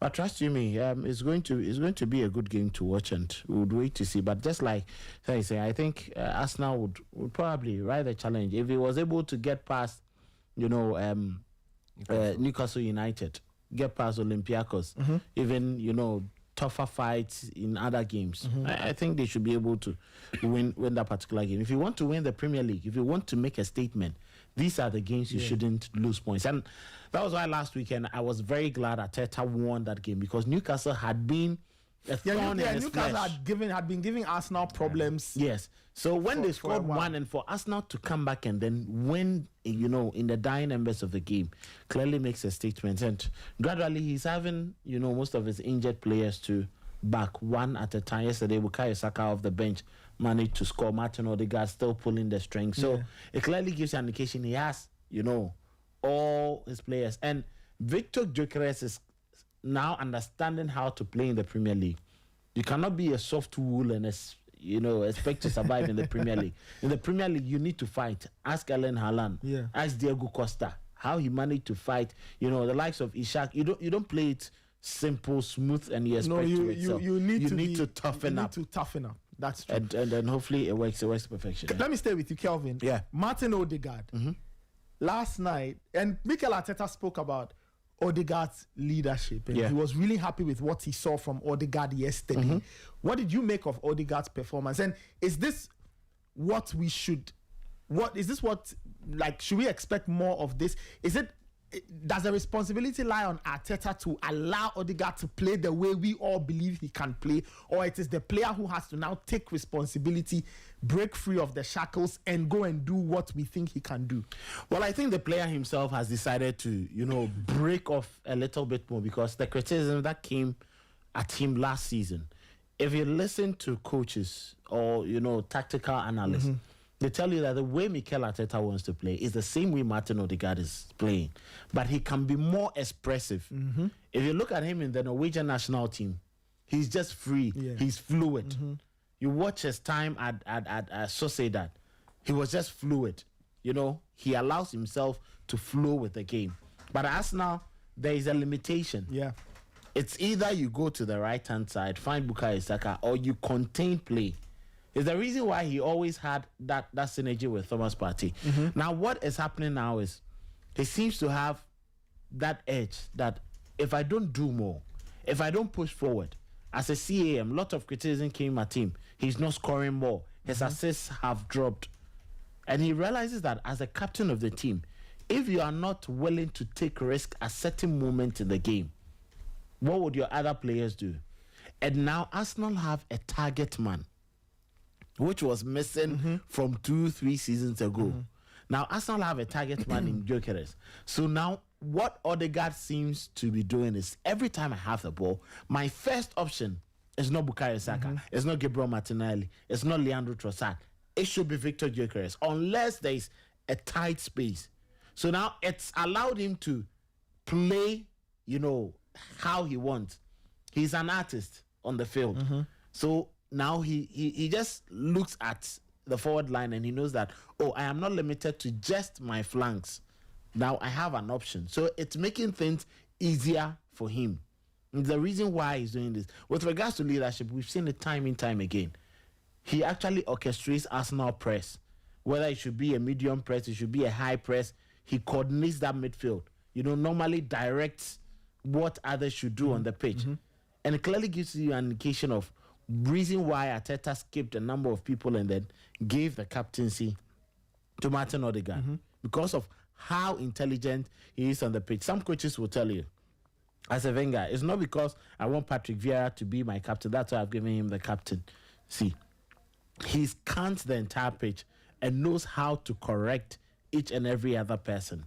Thierry Henry, because there are times he comes down, tells Pires, Ljungberg, this is how I want us to play. Fabregas, this is how I want the ball threaded. take your time. Let's cool the temp. So you need certain leadership qualities. And I think that is what has come with Odegaard. What is missing from his game? Goals. Which I think that as a technician of the ball like he is, he should be at least testing goalkeepers more and scoring more. Yeah. You know, he has the ability. Exactly. That we know. If you can score about 10 goals in a season, to cushion what Bukayo Saka does. Now Victor Gyökeres is getting goals. Gabriel Martinelli has become more efficient than we used to know him. So why not add your bit to it? It's a teamwork that will bring the glory. But if you are limited at a certain point, it becomes difficult because on days when Saka isn't available, Gyökeres cannot find the target and cannot find the net. It will be quite difficult. You have to, exactly. He has to step up. You need to step up, and that is what I think he needs to do. When Eberechi Eze in the last game was quite, clamped down, what he did was he came on and he started opening up the spaces. And you could clearly see, even Eddie Howe made mention of it, that when Martin Odegaard came on for Arsenal, it changed everything because he was just dismantling his defense. But you just need to add that bit of goals to your game. If you don't add it, all CAMs are scoring. Scoring. You look at Olise from the wide area when he plays centrally, he's scoring. When you look at other players, the likes of Manchester City's former ex-midfielders, Kevin De Bruyne, he scores.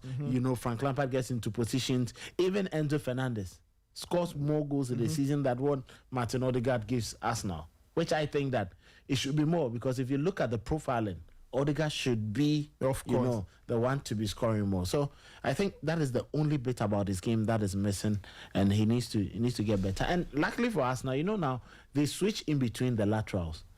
Over the weekend, it was Timber and then Calafiori. In midweek, they play Ben White and Miles Lewis-Kelly. Yeah. And these are players who can fit in the starting bets of other clubs.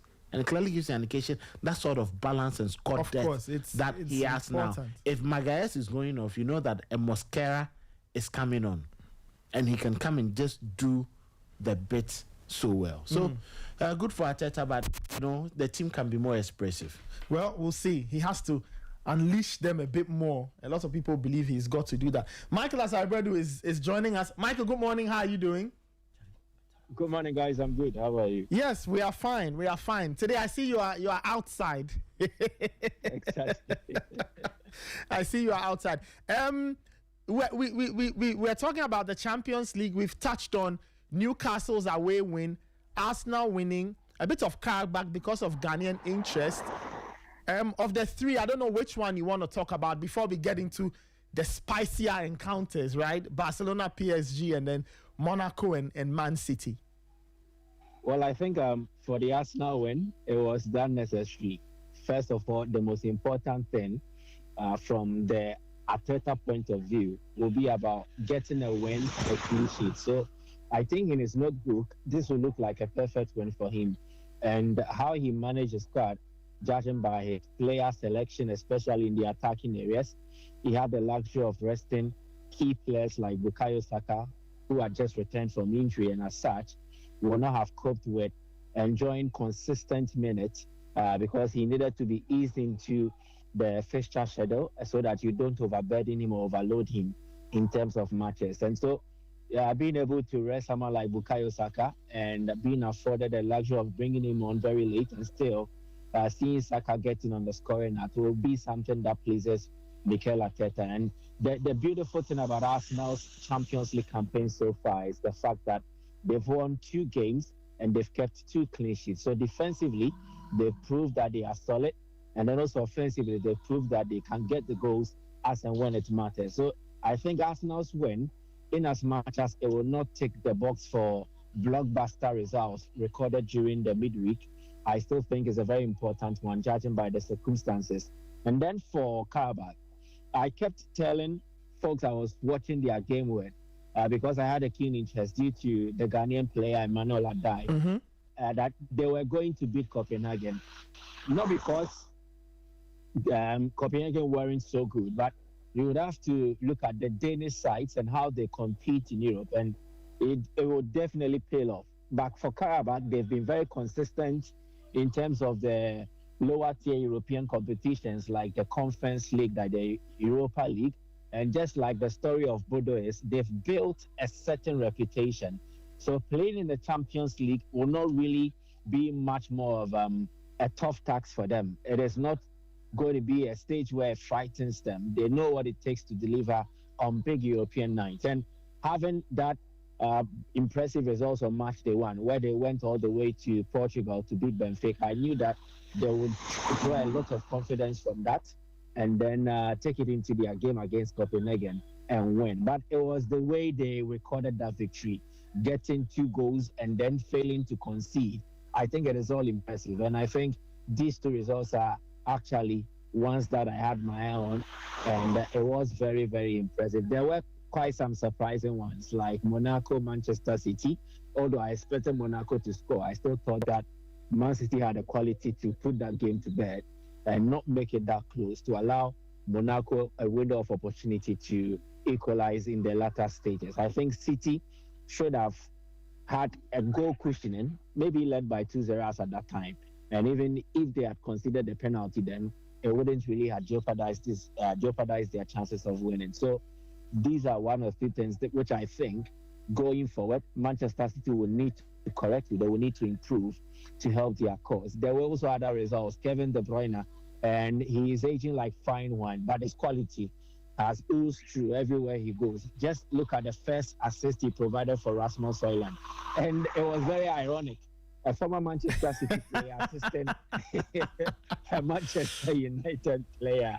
But it all made it so beautiful, how they combined powers. And De Bruyne has always proved that if you are an attacker and you are willing to make those runs, it will just slide through those passes for you, the incisive passes, so that you can be through on goal. And he did that perfectly for Rasmus Højlund. That's what he's been doing for the likes of Romelu Lukaku at national team level, and then also for Erling Haaland at Manchester City. And so Rasmus Højlund will benefit from it. I think that in the aftermath of the game, in his post-match interview, he said that he now understands why Erling Haaland was scoring a lot of goals, due to the quality possessed by Kevin De Bruyne. And he basically seized the initiative and did everything there was to do for Napoli to edge Sporting CP. So I think it was an interesting day of matches after what we saw on match day 2 on Tuesday.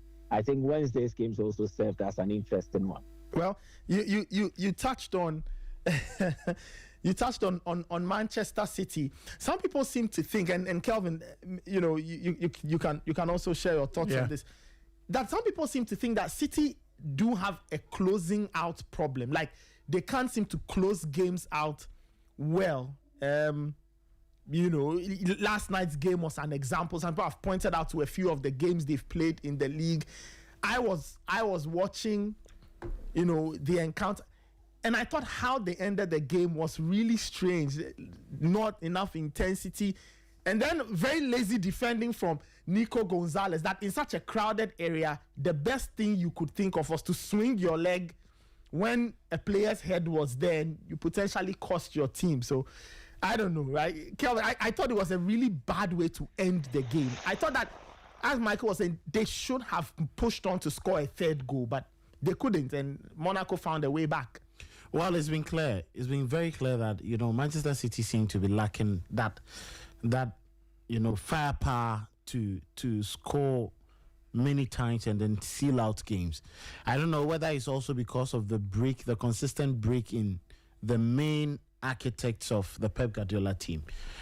Before Rodri went off, you could clearly see, you know, he wanted more. They wanted more. City wanted more. But Pep, knowing that, come on, we're leading 2-1. Nico Gonzalez should come and then be able to survive against this team, and then the rest of the players should be able to do it. But now my problem is, if in players like Bernardo Silva and then Tijani Reyners, I don't know if they have eyes for goals like Pep's, you know, men when he had Kevin De Bruyne, when he had Ilkay Gundogan. They understood, you know, how games could be easily taken away from you. Your victories could be easily taken away from you. So consistently, they wanted a lot more. I think it's about leadership. Maybe Bernardo Silva may be having the captain armband, but it's about leadership. Who is the leader on the pitch? Who actually tells or determines that this is how we should go, this is how we should move? In critical moments of games, you need certain elements. And that is why when Rodri went off, quickly, Monaco just took control over the game. Yeah. They were like, come on, why not? Let's push. Nico Gonzalez isn't a fearful player. So they just took the game to Manchester City for most parts of the final 25 minutes. And unfortunately, Nico Gonzalez just went in with that, just like you mentioned, lazy tackle. To commit that error. When John Stones was on, he was constantly given a reminder.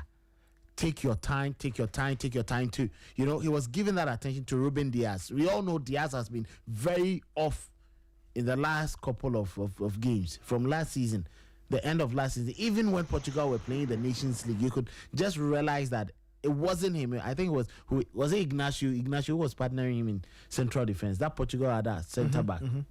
Ignacio, who was actually doing most of the work and the covering. So John Stones at right back was constantly giving them a word. But just when he went off too, it became a problem. Now the defense started to be in shambles. How to even put themselves together. So if leaders like Ruben Diaz, Josko Vardio cannot direct Nico O'Reilly, how much more Matheus Nunes, who is a midfielder, being put at right back? So it altered the team's dynamics, and then the lack of leadership present also gave it away. I don't know what Pep Guardiola needs to do, but I think there should be something drastic that should come. The likes of Savinho, when they come on, what do they even offer to the team? They seem to have, Savinho's output seems to have tapered a bit, like it's dropped. It's actually not gotten better any day for me.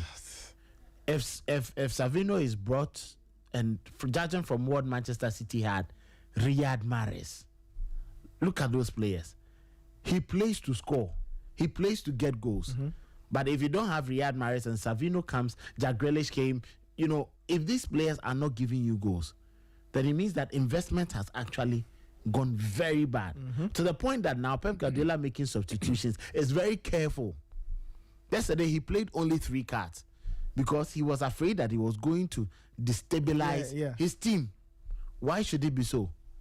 Because he looks down the bench and there is Marcos Bettinelli, Nathan Ake, Rico Luis, Mateo Kovacic, Oscar Bob, Divine Mukasa, and Savinho, and then Nico Gonzalez, Matheus Nunes, who came on. So I think that there is a lapse in the team that, I don't know, going into January, we looked at the signings and I was like, did Pep Guardiola actually look at this? Well, he's also suffering injury problem. Ryan Shelkeys is injured. That is no excuse. Many teams are suffering from injuries. PSG, how many players were off? They still went on to do the damage against one of the most troublesome teams in Europe. So I think it's about time Pep Guardiola lets his men know this is what is happening. If he's also tired and he doesn't have the energy to push his team again, then just like he did from Bayern, take that sabbatical, take a break, back. Go and sleep, and then reorganize, refresh, and then come back again, because it's not looking, too good at all. Erling Haaland is doing all he can. He scores, but at the rare, they seem to be conceding needless goals. Haaland post-game made a comment about the team needing to do more. He was really candid and very honest. Yeah, you can clearly see there is some sort of vibe and urgency that is missing from this Manchester City team. And for you to be champions, you need to be ruthless. Just look at the Bayern Munich team. They may not be your most fancied side in Europe, but they are very ruthless. When they get you, it's either they finish you or you finish them. And most of that the time, is they it. are the ones and most of the time, they will do the damage. I see. Michael, I don't know if you have any concluding thoughts on this before we talk about the standout game, Barca 1, PSG 2. So this is what Erling Haaland said regarding the game. We did something unnecessary, and I don't think we deserve to win. I don't think we played good enough. We needed more energy. In the second half, they took the lead more, and I don't think it is good enough. And then he said, if you kick someone in the face, it's going to be a penalty. So he was that blunt, and he looked very glum. If you look at his player of the match photo that he took with the player of the match award or the trophy, he did not really smile. He looked very glum. He looked like this was not supposed to happen. Yes, this is a player who had just backed the brace, and he feels that what he gave and what his teammates also complimented with his efforts did not really deserve to get them a win, and he thinks they can do better. So I love it when players hold themselves to high standards. They are such, like they are blatant with the truth. They don't try to find words to cover up, make excuses. We are not good enough, and those were his words. So he's not happy, and I want to believe that in the Manchester City dressing room, the players themselves will be asking questions of each other. What do we need to do to ensure results like Monaco do not keep repeating? Because it was not a full-strength Monaco side. They even had to use, I've forgotten the name, but he's a right back, 21 years old. He was being used as a midfielder. So it tells you that Adihuta did not have the full complement of the side. Even yesterday, Ghana's Mohamed Salisu had to start. He's a player who's barely had with Monaco. But due to the issues within the playing body of Monaco, he got an opportunity to start for them. And so I think Man City should have done better. Pep will need to find solutions. And I was very bemused when, in the aftermath of the game, he decided to just have a go at the Spanish referee who handled the game. He felt the penalty wasn't a penalty, and he thought the side had been handed a rough one. But I still think we needn't have this penalty be the talking point as to why City did not win.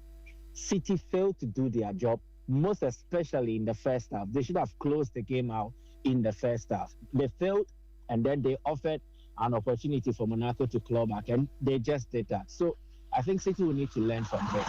And it also goes on to point towards the fact that this is a City team that is still in the rebuilding phase. They have not recovered yet, and it will take them quite some time. Well, we'll have to see where they go next from here. But let's talk about a standout game. Barcelona 1, PSG 2. Barcelona took the lead. Ferran Torres off a Marcus Rashford assist. You know, and the expectation was that, yes, they'll probably go on, close the game out. PSG will make a good fight of it. But PSG played out a very interesting second half, you know, managed to get the equalizer. And then it was Gonzalo Ramos coming off the bench to score the winner. The Barcelona high line getting exploited once again. And Nuno Mendes playing out a performance. Michael, let me start off with you. Wow, where do we even begin? Where do we begin? Well, I don't know, but clearly not every team can beat PSG like Chelsea did. That is the first point I want to make. Not every team beat PSG like Chelsea did. And again, for the loads of Barcelona fans who were like, we should have played them in the UCL final, it would have been a different story. They were just offered a glimpse of how very good or how excellent this PSG team can be. They are that good. And trust me, Luis Enrique knows how to use his team to achieve desired results. He knows, irrespective of who is playing or who doesn't, it is all about the application and how the players conduct themselves. Yesterday, they were very much handicapped. Their midfield trio were not at full strength, and it had to take a late fitness test to rule out someone like João Neves. He wasn't going to play. There was that risk that they would have started this game without any of the established midfield trio in Vitinha, Fabian Ruiz, and also João Neves. They all had injury concerns, but at the end of the day, they were able to pass Vitinha and Fabian Ruiz fit, but even they were not 100%. And I expected them to have a difficult start against Barcelona, judging by one, the tempo of the game, and then the story behind the game. Barca were eager to prove a point. They wanted to show to the world that, yeah, just as has been said in recent past, they deserve to be in the final, and they have what it takes to match this PSG team. And for the first department of the game, I think it worked. It worked to an extent where Lamine Yamal, just at the start of the game, decided to take matters in his own hands, race at the PSG defenders, and then he did a maze run where he evaded almost every marker. It was that impressive. But then again, it was about sustaining it. And that is why I think Barcelona failed to inject maturity into their game. I say this because they allowed the sentimental aspect of a game to get the better of them. And it was much more about let's burn energy, let's prove a point. PSG decided to take it all in. And then when it was the right time, they decided to strike and then take hold of the game. So Barca could not sustain how they started the game with. And also I would have to look at Hansi Flick and then his substitutions as to whether it did really impact the team. I don't know the physical state of Pedri as at the time that he was withdrawn. But barring injury, I think he should have continued to play and he should have stayed in the game because it was a key cog in how Barca operated in the middle. If you take off Pedri, you bring on Bernal, definitely you are limiting the team in terms of the tempo, the intensity required to dominate games like this. And it allowed PSG to settle. But I would not want to make this a case of PSG were able to win because of Barca's inefficiencies. PSG were that good. They learned, they understood, they matured into the game, and then they seized control of it. Vitinha, clearly, if yesterday was a battle between himself and any other midfielder, I think he did prove that truly he is world class and he is delivering quality for his side. He set the tempo very well.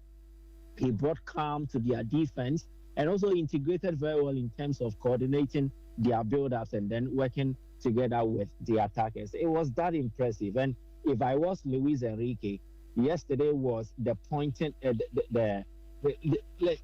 was basically the highlight that he's actually building a team beyond the likes of Dembele, Doué, and his team will go beyond just names. I think that in the next year or two, if PSG are able to sustain how they are building this project, then they will go beyond star men running the show for them. It will be about the PSG team and how efficiently they operate. And I will say this on any day, I think their most dangerous offensive players are their fullbacks. Yeah. The left fullback in Nuno Mendes and the right fullback in Achraf Hakimi. They are the ultimate playmakers in this PSG team. Vitinha will weave his magic in the middle. Dembele will do what he has to do by dropping deep, trying to initiate moves. But I think PSG play at their best when their fullbacks are enjoying a solid defensive game and an excellent offensive game. And yesterday, just one proved that, and that was Nuno Mendes. What a beast he is. He is undoubtedly the best left fullback in the game of football at present. I don't think there's any other player that will be better than he is. Cucurella is close, but he is not Nuno Mendes. And there's only one Nuno Mendes. He's top of his game, and he's the best in the world at present. It was a brilliant performance. Kelvin, I don't know what you made of that performance. I didn't think, look, we know PSG are good, but not to have some of the star players around, still go to Barcelona, concede the first goal, and find a way back to win that game. That was wonderful stuff from PSG. It was always going to happen this way. Remember yesterday when we're previewing the game, I spoke about it that PSG may not have their forwards, but luckily they have the back line intact. Yeah, you did say that. They have the midfield. Intact, yeah. If Warren Zaïre-Emery drops in to help, that is João Neves, or steps in instead of João Neves, they still have a very good team because Warren Zaïre-Emery was supposed to be the main man even before João Neves joined. Yeah, that's true. Now, what I think that PSG have that no other team in this world have is the player who finished third in the Ballon d'Or. Vitinha. He's excellent. He's the best. People started praising Pedri when they started the game. Pedri is good. I mean, Pedri is but good. Vitinha is on another level. He's exceptional. What does he have? What makes him different? His incisive passing. He covers space and does not get into ragged tackles, but wins a lot of balls. He's a major conductor. He's more like a complete. If he was his only skin color that separates him from N'Golo Kante, and N'Golo Kante's run and then miles that he can cover. Yeah. That Kante's seems to be Kante's called long. Exactly. So he can do a lot if he had that, he would have been, because he's more intelligent than Kante. When he picks up the ball, you just realize that he just puts everything to rest. for PSG. And then he makes sure that the rest of the team you mean like flow on the ball, he would make better decisions exactly. than N'Golo. It's more like he writes how the game should pan out for PSG. And that is why Enrique, you see, there are times you are glad to have certain players in your team. So when he has these players, and let's not forget that the PSG attack, if they have Bakola, if they have Mayulu, and then Ibrahim Baye, that 17-year-old boy who destroyed Jukunde yesterday. People talk about, Lamine Yamal and others destroying players, but yesterday, Mbaye, the 17-year-old, made sure that Jukunde had a hell of a time on the pitch. And that is because Enrique has built a team that he thinks is not built on just names. Yeah. If it was names, he wouldn't have survived. Yeah, of course. When he had names, he cleared the names. So this is more of a complete team. And when he has his back line intact, yesterday you saw Zabani. He just stepped in for Marquinhos. Zabani looks very comfortable, and it's as not a PSG player. Yeah, he made two important tackles, especially the first one from Ferran Torres when he had finished everything. That pass from Lamine Yamal was just sweet. Yeah, he got past the goalkeeper and he had to take Zabani.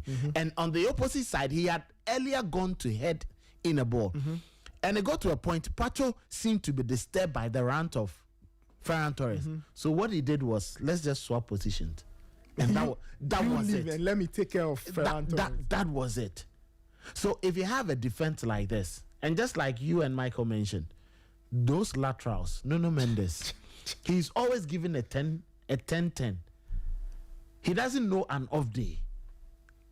He just made sure that Lamine Yamal from his pre-game noise was silenced on the pitch in the second half. He took over the game and made it his. And it was all because of what? Vitinha. How he gets the ball, orchestrates, makes the passes. And I think credit should go to Mayulu for that equalizer. The confidence, the calmness, the composure to get the ball past Wojciech Szczesny. This is the kind of thing I want to see. Most young strikers in that position are panicking. Players who are older than him, like Gabriel Martinelli, will hit the ball pang and will miss. But Mayulu took his time. The pass came in. The calmness to control. Exactly. Then make a decision. He knew exactly what he wanted to do. And he just made sure that it was going straight into the net. So Enrique is actually giving lots of coaches problems. And it's not going to end today. It's not going to end tomorrow. He's actually told the world that if I miss all these players, Marquinhos, Kvaratskhelia, Dembele, Desiree Doué, and I still manage João Neves. These are important figures in the team. And I still managed to beat this Barcelona team. Remember, I was speaking about the Barca defense. It's a problem. Hansi Flick needs to solve that problem. He may thrive in the La Liga, but when it gets to the Champions League and big occasions, they will fail him. Where the problem means what? Is it the high line? The heart of the defense, the personnel. Yeah. If he wants to play a high line, it's not Christensen, it's not Araujo. No. I found the Christensen decision quite strange because on the 10, he's not the quickest. Exactly. These are not players I can trust.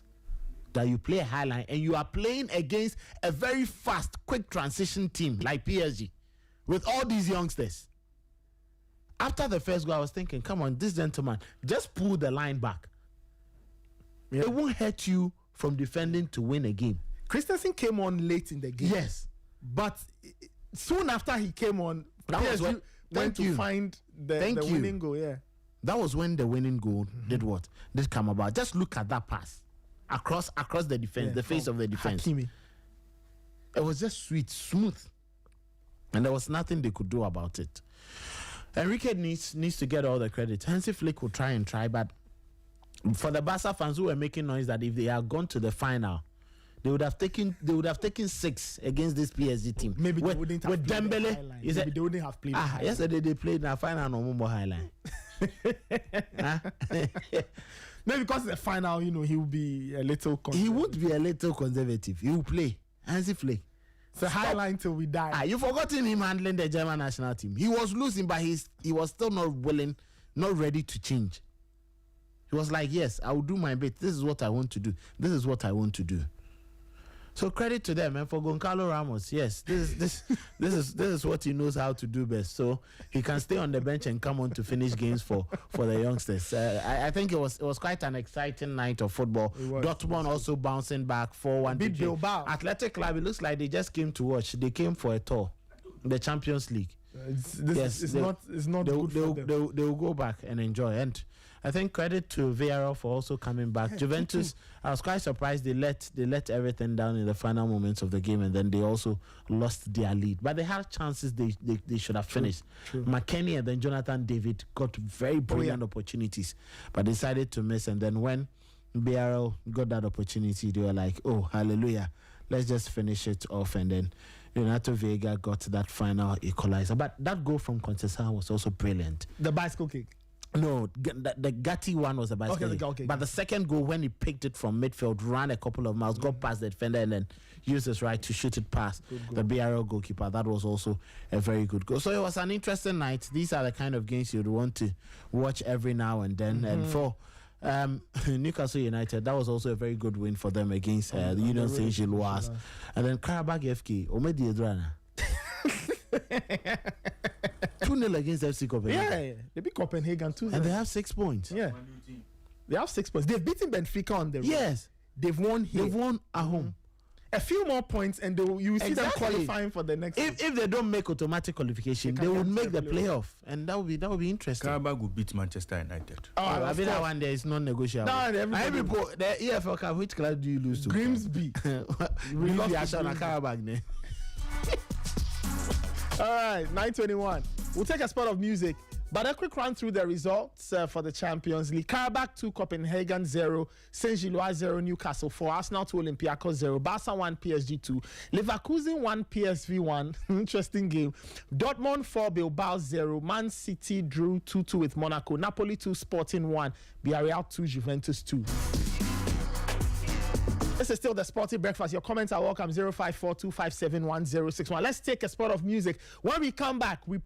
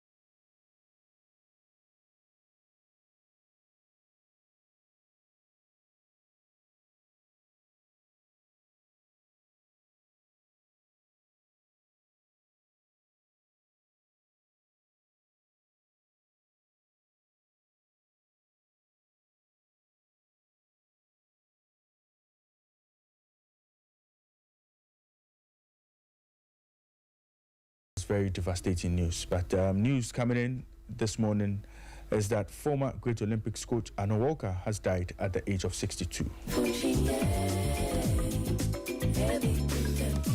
Kelvin also is still in studio with me. Kelvin, sad news this morning. It's sad. This was a man who handled teams with, care. He handled teams with passion. When Accra Great Olympics got back into the Ghana Premier League and then they were excelling, it was Anna Walker. He made sure that everything worked to perfection for Great Olympics. From the Abbey brothers. From the Abbey brothers, destroying Hard to Folk left, right, center.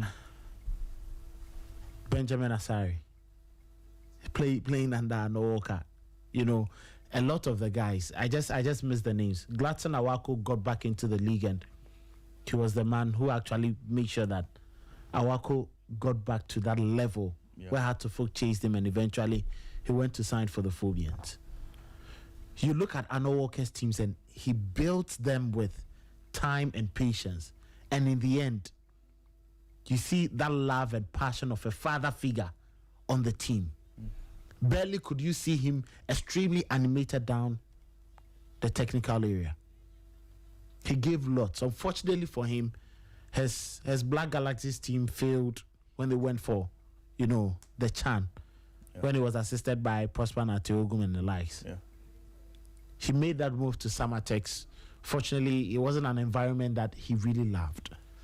But if you look at Vision FC, in the last couple of months, it is due to his directive, getting young players.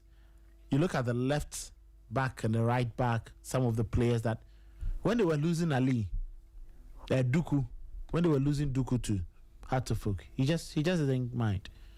It's like, don't worry, allow him to go. Yeah. We'll find players. And that was the man. He just didn't care about the players he was going to lose. He knew that he was going to build players. He was going to nurture players who could come on. And he gave lots. If you look at the respect that is given when you see him at any game, the kind of respect that is given by other coaches and footballers to him, you just marvel.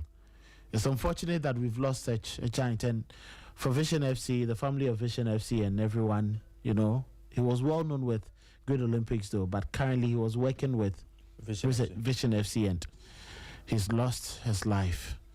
We just pray that, his departed soul will continue to rest in peace. We are losing a lot of our experienced trainers. Most of our experienced coaches that you would have expected them now. A National Football Academy or some of the top brass when it comes to coaching education at the Ghana Football Association, those guys will be there. Till when would we start picking up knowledge from them? Up to when? Because we are gradually losing them. Now, the most experienced I can talk about, Bashir Hayford. Yeah. Bashir. He's doing wonderfully well. Yes. Francis Otiakenten doesn't even work, regularly now. Francis Otiakenten, Coach Otiakenten is just sitting at home, doing his consultancy jobs and all others. So there's Bashir Hayford? Yes. Zito? Yes, Zito. Yeah. I think this is the time we need to take a critical look at these guys and make sure we get the best out of them before we lose them. Yeah. For Anna Walker, he's given everything, every bit. And remember when he was beating Hard to Folk consistently? Remember his famous celebration? He beats Hard to Folk and then he would turn to the fans and then with that catapult celebration. Right. It was quite an interesting watch. It's sad that we've lost Anna Walker, and then we pray that his soul will continue to rest in peace. Well, let me bring in Michael. Sad passing of Coach Anna Walker. I know Kumasi Asante Kotoko fans would remember him very well because he denied Kotoko fans cup triumph in the FA Cup with his Nani FC side. Asaribedu, what do you have to say about the man Anna Walker? Well, as you rightly mentioned, he's one of those coaches that endeared himself to typical Ghanaian football fans.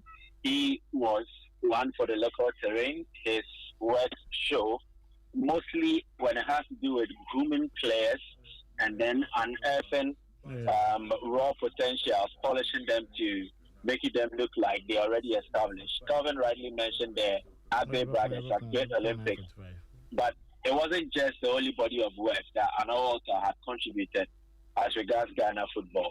The Nani FC side, that included Michael Sai and all the other players, were actually groomed by Anawalka. He was then their technical director, and he wasn't really doing much of the coaching because he had then been an assistant coach in the wake of that unfortunate Nani FC match fixing brouhaha. So when the club actually went down, they had to put in place some 1 or 2 measures to ensure they get back. And he was responsible for the technical direction of the club. So he played a crucial role in a lot of these youngsters who were eventually groomed and then promoted to play for Nani FC proper. And so it was much more like his team. And it was not surprising that just after Nani had won the FA Cup, Bekum Chelsea, who had then won the Ghana Premier League, approached him to join as their team for the CAF Champions League campaign. That was when Chelsea had the likes of Awako, Emmanuel Clote, and Anawalka joined, and he seamlessly blended in. He fitted in excellently, and they were able to go all the way to the group stage of the competition. And it was that impressive. It was something to behold, and he played a crucial role in that.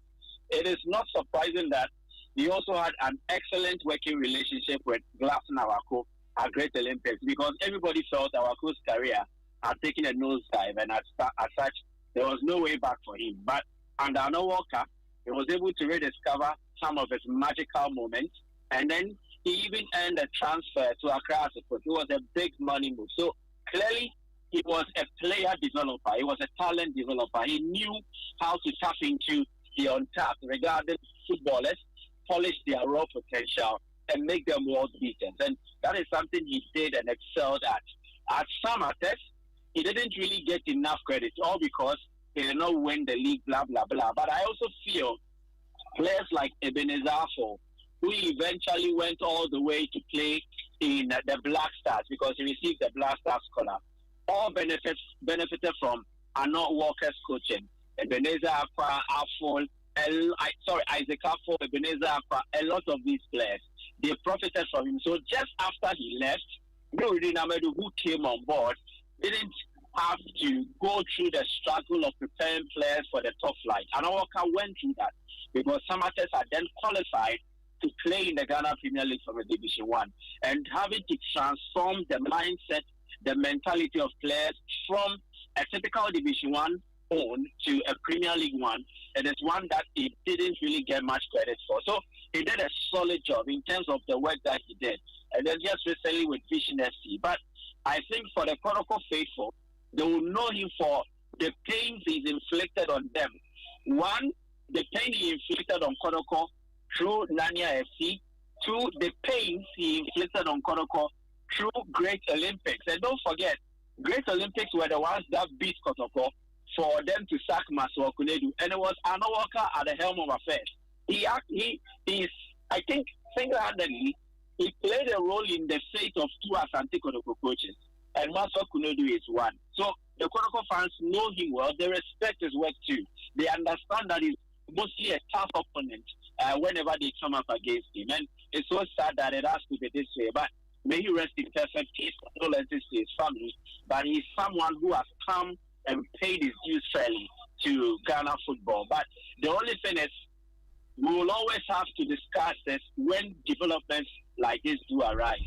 What body of work is Anawalka leaving behind?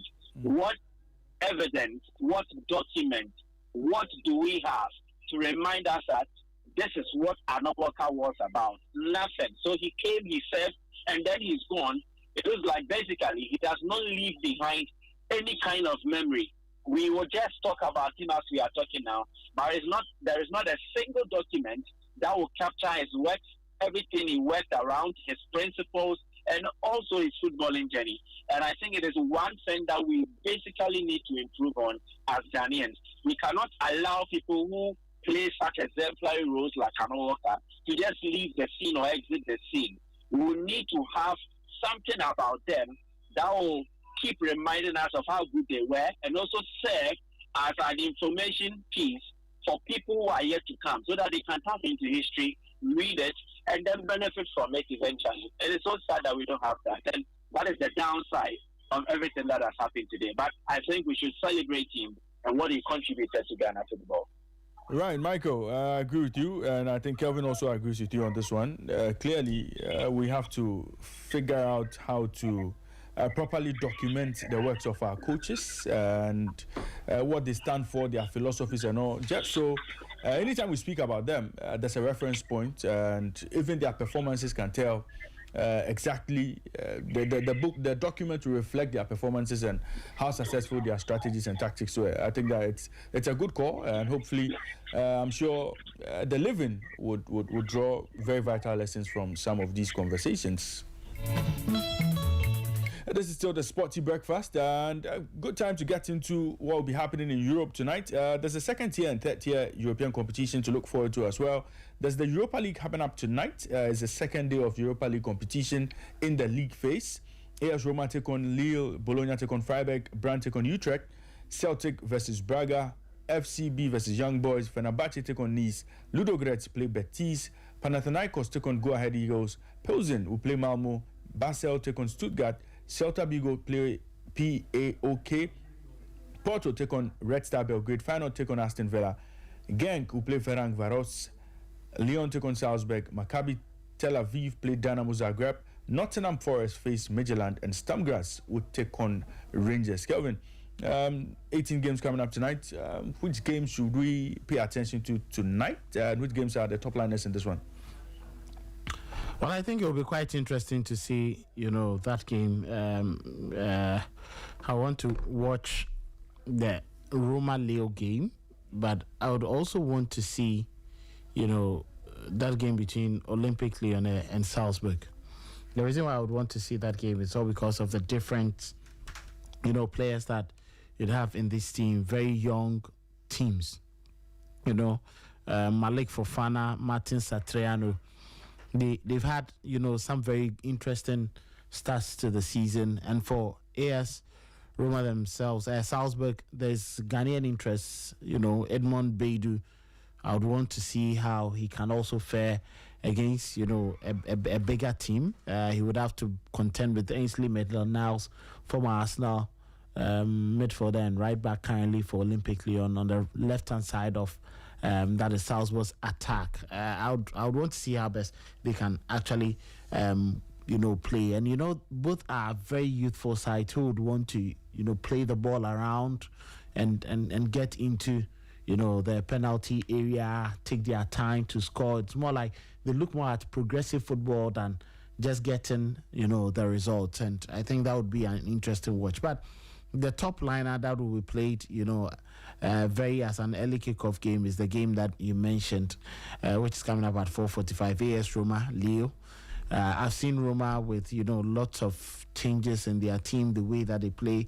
Ranieri just left, and then, Gasparini has taken over. He's struggling to make that 3-back system work, He's put Zeki Chelic in that defense in the 3-back, Mario Hermoso. But it seems that synergy between the defense and the midfield, Manu Kone and Brian Constante are actually struggling because one of them has to sit, which Cristante does a lot more of the sitting.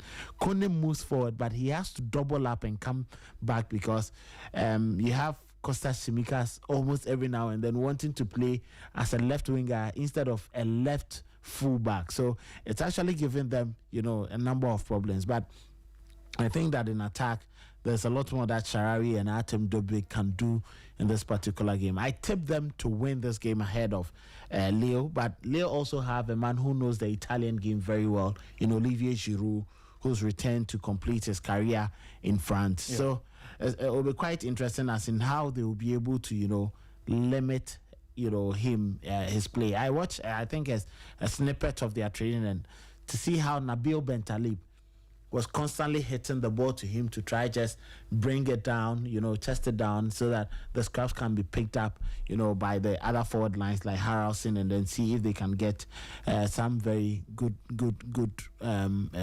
play or final balls inside the final third of the pitch. So I'll be looking forward to see if Gasparini can finally get it right for the first time this season. His team can be fluid and flow like he wants to do with a 3-back system, just as he was doing at Atalanta, but hasn't been fruitful at AS Roma. And he has a competition from a team that would also give him lots of trouble, because they're also going to go the Route 1 football style. Just play the ball to Olivier Giroud. The scraps will fall. Matias Hernandez, Sarai, and then Harrison will just pick it up and then see if they can get the better of the AS Roma defense. So I'll be looking forward to these 2 games. But the other games obviously will serve some interesting, result. Celtic will be playing against Braga Sporting, and I'm sure that many will be looking forward to it. Crystal Palace, for the first time, will be playing in the Conference League, Yeah. Yes, they play tonight. Yes, they play tonight. The first time that they will be playing in Europe, and then they are making a trip. It's quite interesting to see Oliver Glasner, and that result against Liverpool is going to push them high up to get a very good result. But they are playing against Dynamo Kiev, one of the teams that have been consistent when it comes to European club football. As to whether Oliver Glasner and his team can get the best result, I think that they have the quality to do that. If you had enough quality to just break down that Liverpool team and give them a hell of a time in winning, you should be able to have a team that can just turn things around against this Dynamo Kiev team. So I would like to watch that game as well. It's also coming up at 4:45, and I think it's going to be an interesting. I want to see how Glasner, for the first time in Europe, and his team would survive. Remember, since April, they haven't lost a competitive game. That's true. And that is a very interesting, stats that we would want to see if they can keep against Dynamo Kiev. Right, let me bring in Michael. Michael, Europa League games tonight. There's a little matter of Robin van Persie and his final side coming up against an Aston Villa team that have finally gotten back to winning ways. Back-to-back wins for them in the Premier League and in the Europa League. What kind of matchup would that be? Unai Emery coming up against Robin van Persie in that game tonight. Well, I think Unai Emery is a master of the Europa League, especially in games like this where he has to travel away. He knows how to grind out results for straight opponents, especially when they are dubbed as favorites. But Van Persie has been impressive with Feyenoord so far in this campaign. If you check their run in the Dutch Eredivisie, it was that good. It was very, very impressive. Then in the Europa League, they lost their first game. I think it was a 1-0 defeat to Braga away from home. So they'll be hoping to tap into or draw inspiration from how their league form has been. And then with them playing this game at home, it will allow them to go all out and prove their mettle against Aston Villa. But I think in terms of player exposure and then maturity, Aston Villa have it in their camp much more than Feyenoord has. But what Feyenoord have is that they have a team that is laden with talent who can step up to the occasion on any day. Because what they've done is that they've lost just twice in 10 games so far this season. They've won 7, they have drawn 1. They are a team that shows that they can suffer bumps in terms of their road trips, but whenever they play at home, they are a very difficult opponent to face. And there is the record. They are unbeaten in their home games. 6 UEFA Europa League home matches. They've won 4, they've drawn 2. And they've outscored all the opponents they've met as regards the stretch by 18-4. So I think Feyenoord boasts a certain record that will help their cause in this game. But I still think Aston Villa will have a say in this, depending on how the game travels and all that. It's a game I envisage both teams likely getting on the scoring sheet, because I have not seen a Feyenoord side dominate and defend before. They open up, and this allows them to be vulnerable at the back too. And judging by the quality possessed by Aston Villa in midfield and also in attacking positions, they will likely get a goal. And so I expect both teams to score. And then this game likely ending in a draw. I don't see Feyenoord beating Aston Villa. And I also do not see Aston Villa beating Feyenoord. I think after this game, one I will have my eye on is the Nottingham Forest Midtjylland game. Yeah. You see, Ange Postecoglou won the Europa League last season. And he was brought on board to steer affairs after Nuno Espirito Santo had a difficult start to the campaign. But I don't think it was necessarily because of how the team were performing. That was how come they sacked Nuno Espirito. It had to do with the fallout between himself and the sporting director, also the fallout between himself and then the owner of the club.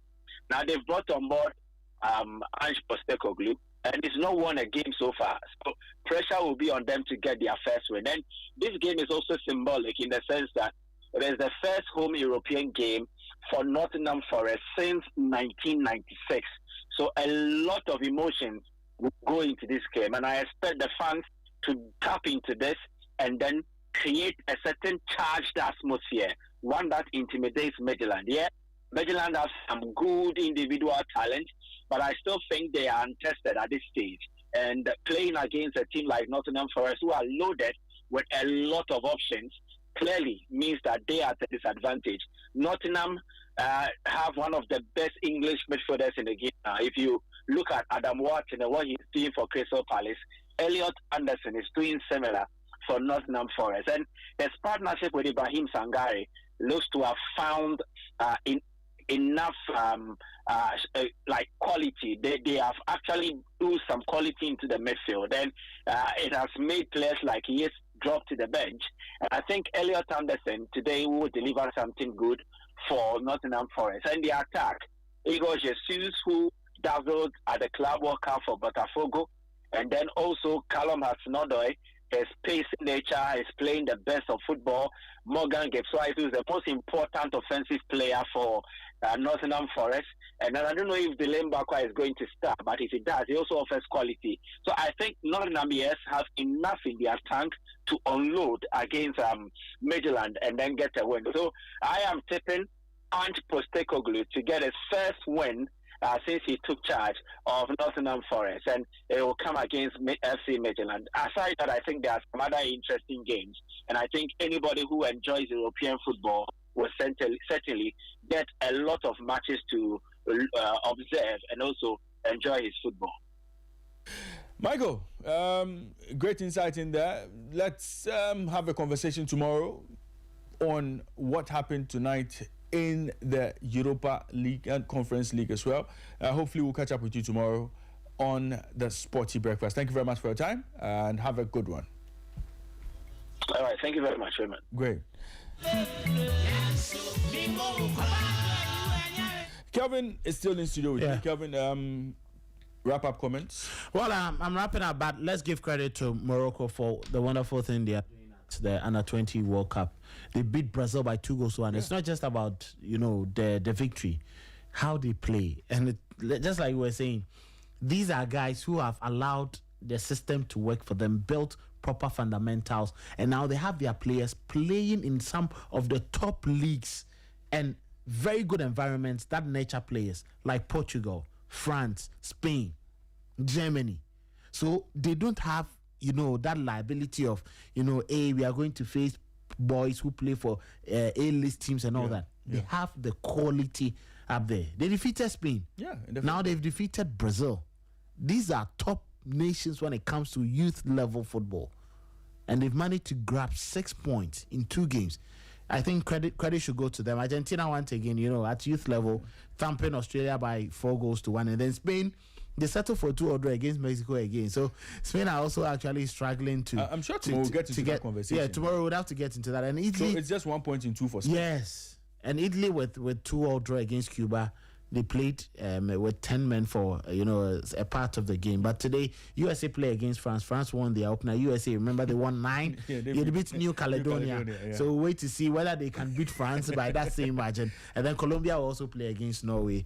That is also going to be an interesting game. Before 11 p.m., we would have some other games. South Africa will play their second game against New Caledonia. This one, Amajites, please make Africa proud. We beg you. Yes, Amajites, please score. And then Nigeria would also play against Saudi Arabia. So I think African nations should make us proud. Some wins in the bag. Yeah. Okay, right. Thank you very much, Kelvin, for joining.